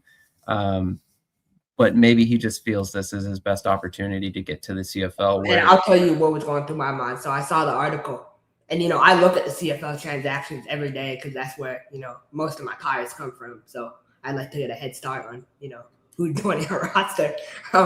But other teams can't say that, only us. But so I in Vegas, but I was gonna say, but he's his own CFL website. So what I was saying is it's crazy because I was looking and I didn't see his name on there, and I was like, that's weird. CFL website. If you guys know the CFL website, they update really well, like every day, like at a certain time, every single day. They're never late. I've only seen them late on like holidays, but they're really good at updating. So I didn't see a name and I was really confused. And then I found out he signed with a JV team. But dude, that's like someone saying they signed with the Atlanta Falcons. And it's like we had a player on the show once and he said that he signed with the Seahawks. And I had him on, and he was a player in one of the arena leagues. And we found out it was a Seattle Seahawks semi-pro team, like a team called the Seahawks that played in Seattle that was a semi-pro team. But he was going around telling everyone he signed with the Seattle Seahawks. So I'm really careful, and I do my research, my background. We'll save this for after the show, but I don't recall right off the top of my head who that is. Corey Parsons, thank you for tuning in, and we appreciate it. Just wanted to let you know, man, we already gave you the AAL picks, so we're not going to rehash that. If you want to go back, it's probably about the 2 hour and 15-minute mark, which tells me that we are very deep into the show at the point, and we need to kind of fast forward to the TAL segment. So with that in mind, we're going to go ahead and just jump right over. We don't need another commercial. Oh, it's my 1 year anniversary of coming on Trey's program. I went on Turf Tapes a year ago. It came up. I'm the most viewed guest of all time on there, so I can't. Oh Lord! Oh, I'm gonna have to fact check him on that. Yeah, exactly. He is the most accurate bettor, by the way. Yes, but he has no idea what his record is. We won't talk about that. He doesn't keep track of his picks, but he's the most accurate. Most accurate. Oh man, that's hilarious. All right, so let's start off with this. So Fabian Guerra. That last name correctly? Guerra. He has opted to retire. He most recently played for the Louisiana team, Monroe Green Heights, and opted to retire after the most recent game.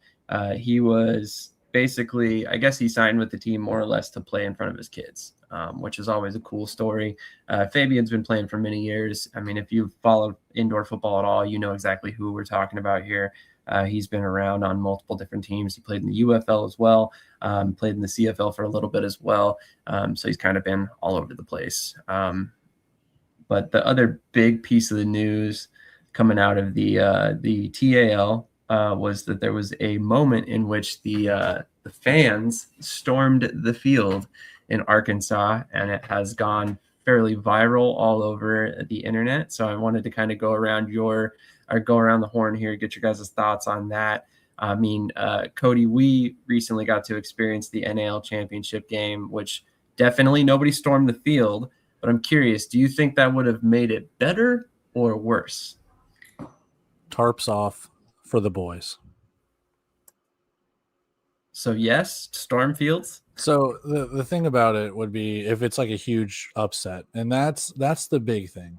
I don't know enough about the TAL, pardon my ignorance, that I don't know if this is truly an upset with Arkansas winning. So I don't know. But still, the field storming happened. The tarps off for the boys. I like it to that extent. Now, if it was someone like, let's just say, for instance, Albany, one of their losses that they've had recently, if that was a field storming, it's like college football. It's like a proper field storming. I can't knock it. They're trying. If it's made its way here, we've already got tarps off, which is what, baseball teams and football teams like Oklahoma State or like the Cardinals or whatever are doing in Major League Baseball. And we got some field storming. So we got some things, kind of trickling into the indoor and arena game from some major sports and college sports that, hey, if it can translate and it gets more fans and seats, it is actually something that I've thought about for a while when I was in college, where it's like I wanted to get a whole bunch of my fraternity brothers together and go down to a Tulsa game or go up to a Kansas City game or something like that.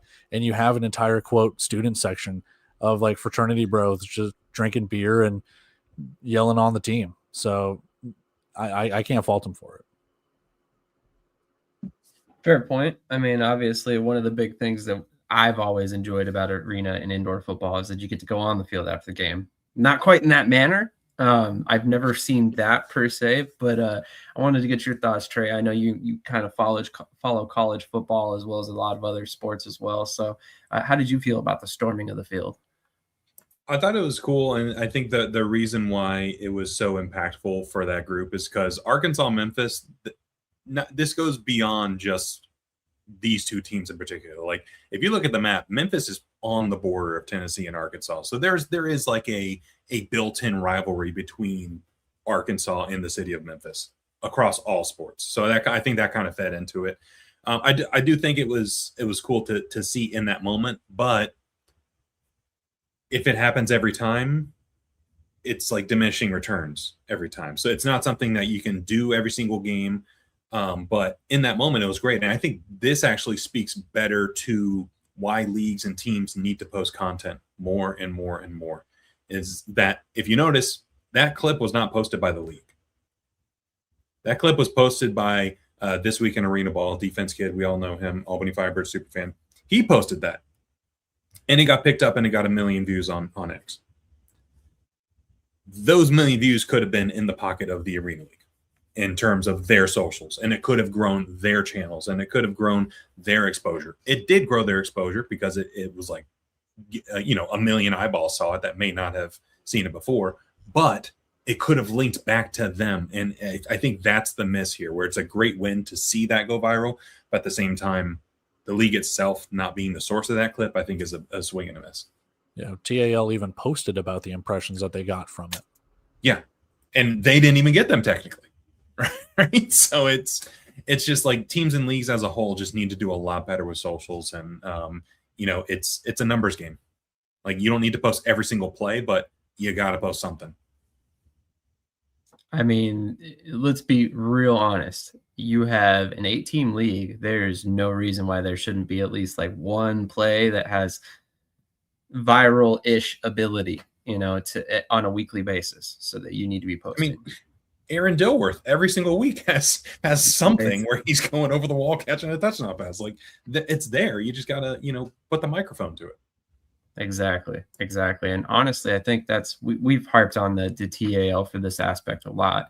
It's part of their business model. They don't really prioritize social media, and maybe this is one of the examples that they'll see and be like, hey, we might need to lean into this a little bit more, moving forward. And I mean, honestly, to your credit, you just pointed it out. If they had been doing this already, that grows their channels. At that point, are they then seeing a monetary return on, social media platforms for posting? If at that point, it's kind of starting to pay for itself a little bit, which is my thing, is like a lot of these leagues are kind of leaving a lot of income on the table in terms of the social media aspect of things. And I think it's a mistake on some parts, but it's also been viewed negatively in some situations when leagues try to capitalize on their monetization abilities. So, Krish, any thoughts on the field storming?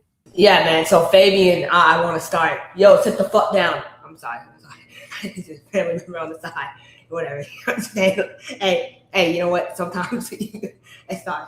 Is Fabian in the room with you right now, or no? What the hell? I need to try to be a good role model here, but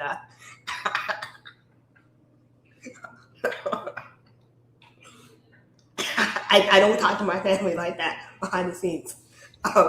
What just happened? Anyway,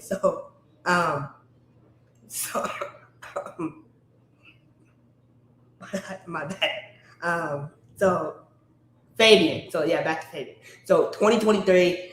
I was involved with the coaching staff there. Obviously all the years they were in mass, right? But I was coaching intern, and I remember the first time Fabian walked into our meeting room, offensive meetings, and just meeting him, hearing all the stuff about him, the narratives that went around. I mean, and then meeting him in person, he's the complete opposite of what they say he is. He's a really nice guy. I'm really happy for him. He lives in Miami. He's married. He has a son now. He's doing great things for himself. So he's just going to be great. And, I like that he used Monroe as a platform, to be able to play his final game in front of his son. And then with Arkansas, Hot Springs, it's good. But I hope, I don't want that to become a thing. Fans storm the field every game. Because someone will get hurt and it won't be good. Yeah, I mean, that same weekend, what was the game?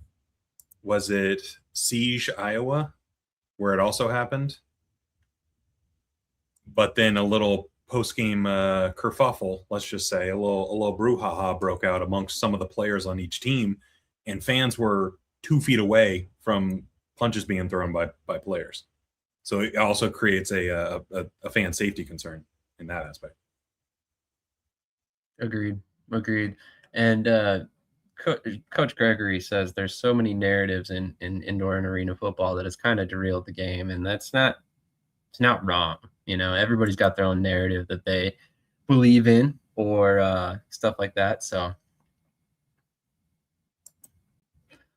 in 2023, but knowing you'll X that out and say, I did it for all 8 years. I said 2023. So that's what it is. Can attest to the fact that he has sat in meetings with actually multiple teams, but it's kind of beside the point. But no, it's all about Fabian, and you see people's character from behind the scenes. Obviously, Lobo will know, right? He's working with Athens next year, so he'll meet guys and they're down, and he'll get to meet them behind the scenes too. So it'll be good. He's working for Athens, bro. Stop trying to hide it. It's everyone knows it. He just hasn't announced it yet, but he'll be with Athens, director of media, coming in 2027. All right, we'll see, I suppose. On that note, we're about to hit the 3-hour mark, which seems like a perfectly good time to wrap this bad boy up. So I appreciate everybody who tuned in this morning. We had a particularly high viewer count today, considering the fact that some of these leagues are nearing the off season. So we really appreciate you guys all hanging out with us. And I will say that you might definitely want to keep an eye on future episodes, because I'm sure there are going to be some announcements coming with all of these leagues coming up in the very near future. We are nearing the very fun part of the season. To quote my friend Zach Kyleman, it's almost silly season. So it's going to be a good time this year, I'm sure. Not a good quote. No, drop that. Silly season. What the fuck is that? All right. Well, apparently Krish isn't a fan of that, but Krish is getting derailed here. He's getting. On that note, we will get you guys next week. Thank you all for joining us. Thanks for tuning in, man. Tune in Sunday night, 7:30 on Yahoo Sports. Hey, them boys are ready, man. It's different in the O. Come to the O and get the blow. Can we go another half hour? Oh, it's cool. Damn! Put your glasses back on. I hope y'all bitches are ready, man. Yeah, we need to go another half hour. We never gave our TAL or our AF1 picks or anything like that. We just gotta keep going. Keep going. No. The entire 24-hour stream, baby. Yeah, you've seen the Yahoo Live 24-hour stream. Pretty soon, this show is gonna get there. That's for sure. Man, we got a lot of narratives and a lot of narratives in the indoor game. They don't mention the reporters. They don't mention the commentary. A lot of narratives going around here. Bro, you in Bay Area? Stop the cap, homie. Oh my God. Yeah, you were in Bay. He won a championship with Bay Area in 2023. You're raising my fucking blood pressure on July 4th. Come on, man. I'm gonna be like a firework after this episode because of you.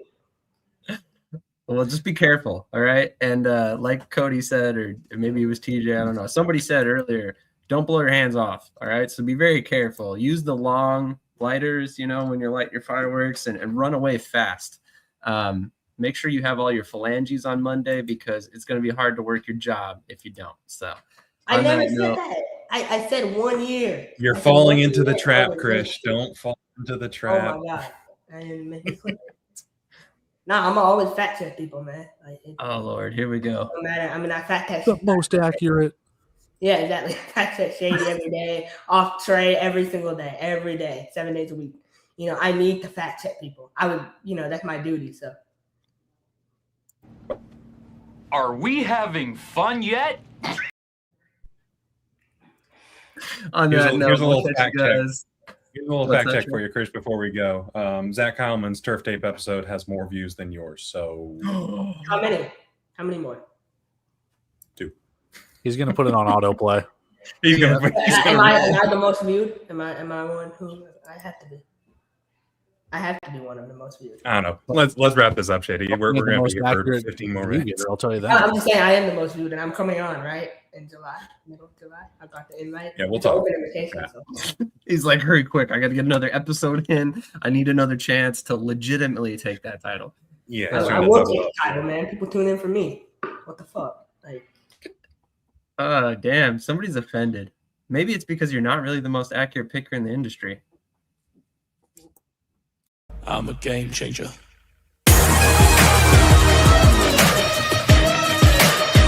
I'm a game changer. I'm a game changer. I'm a game changer.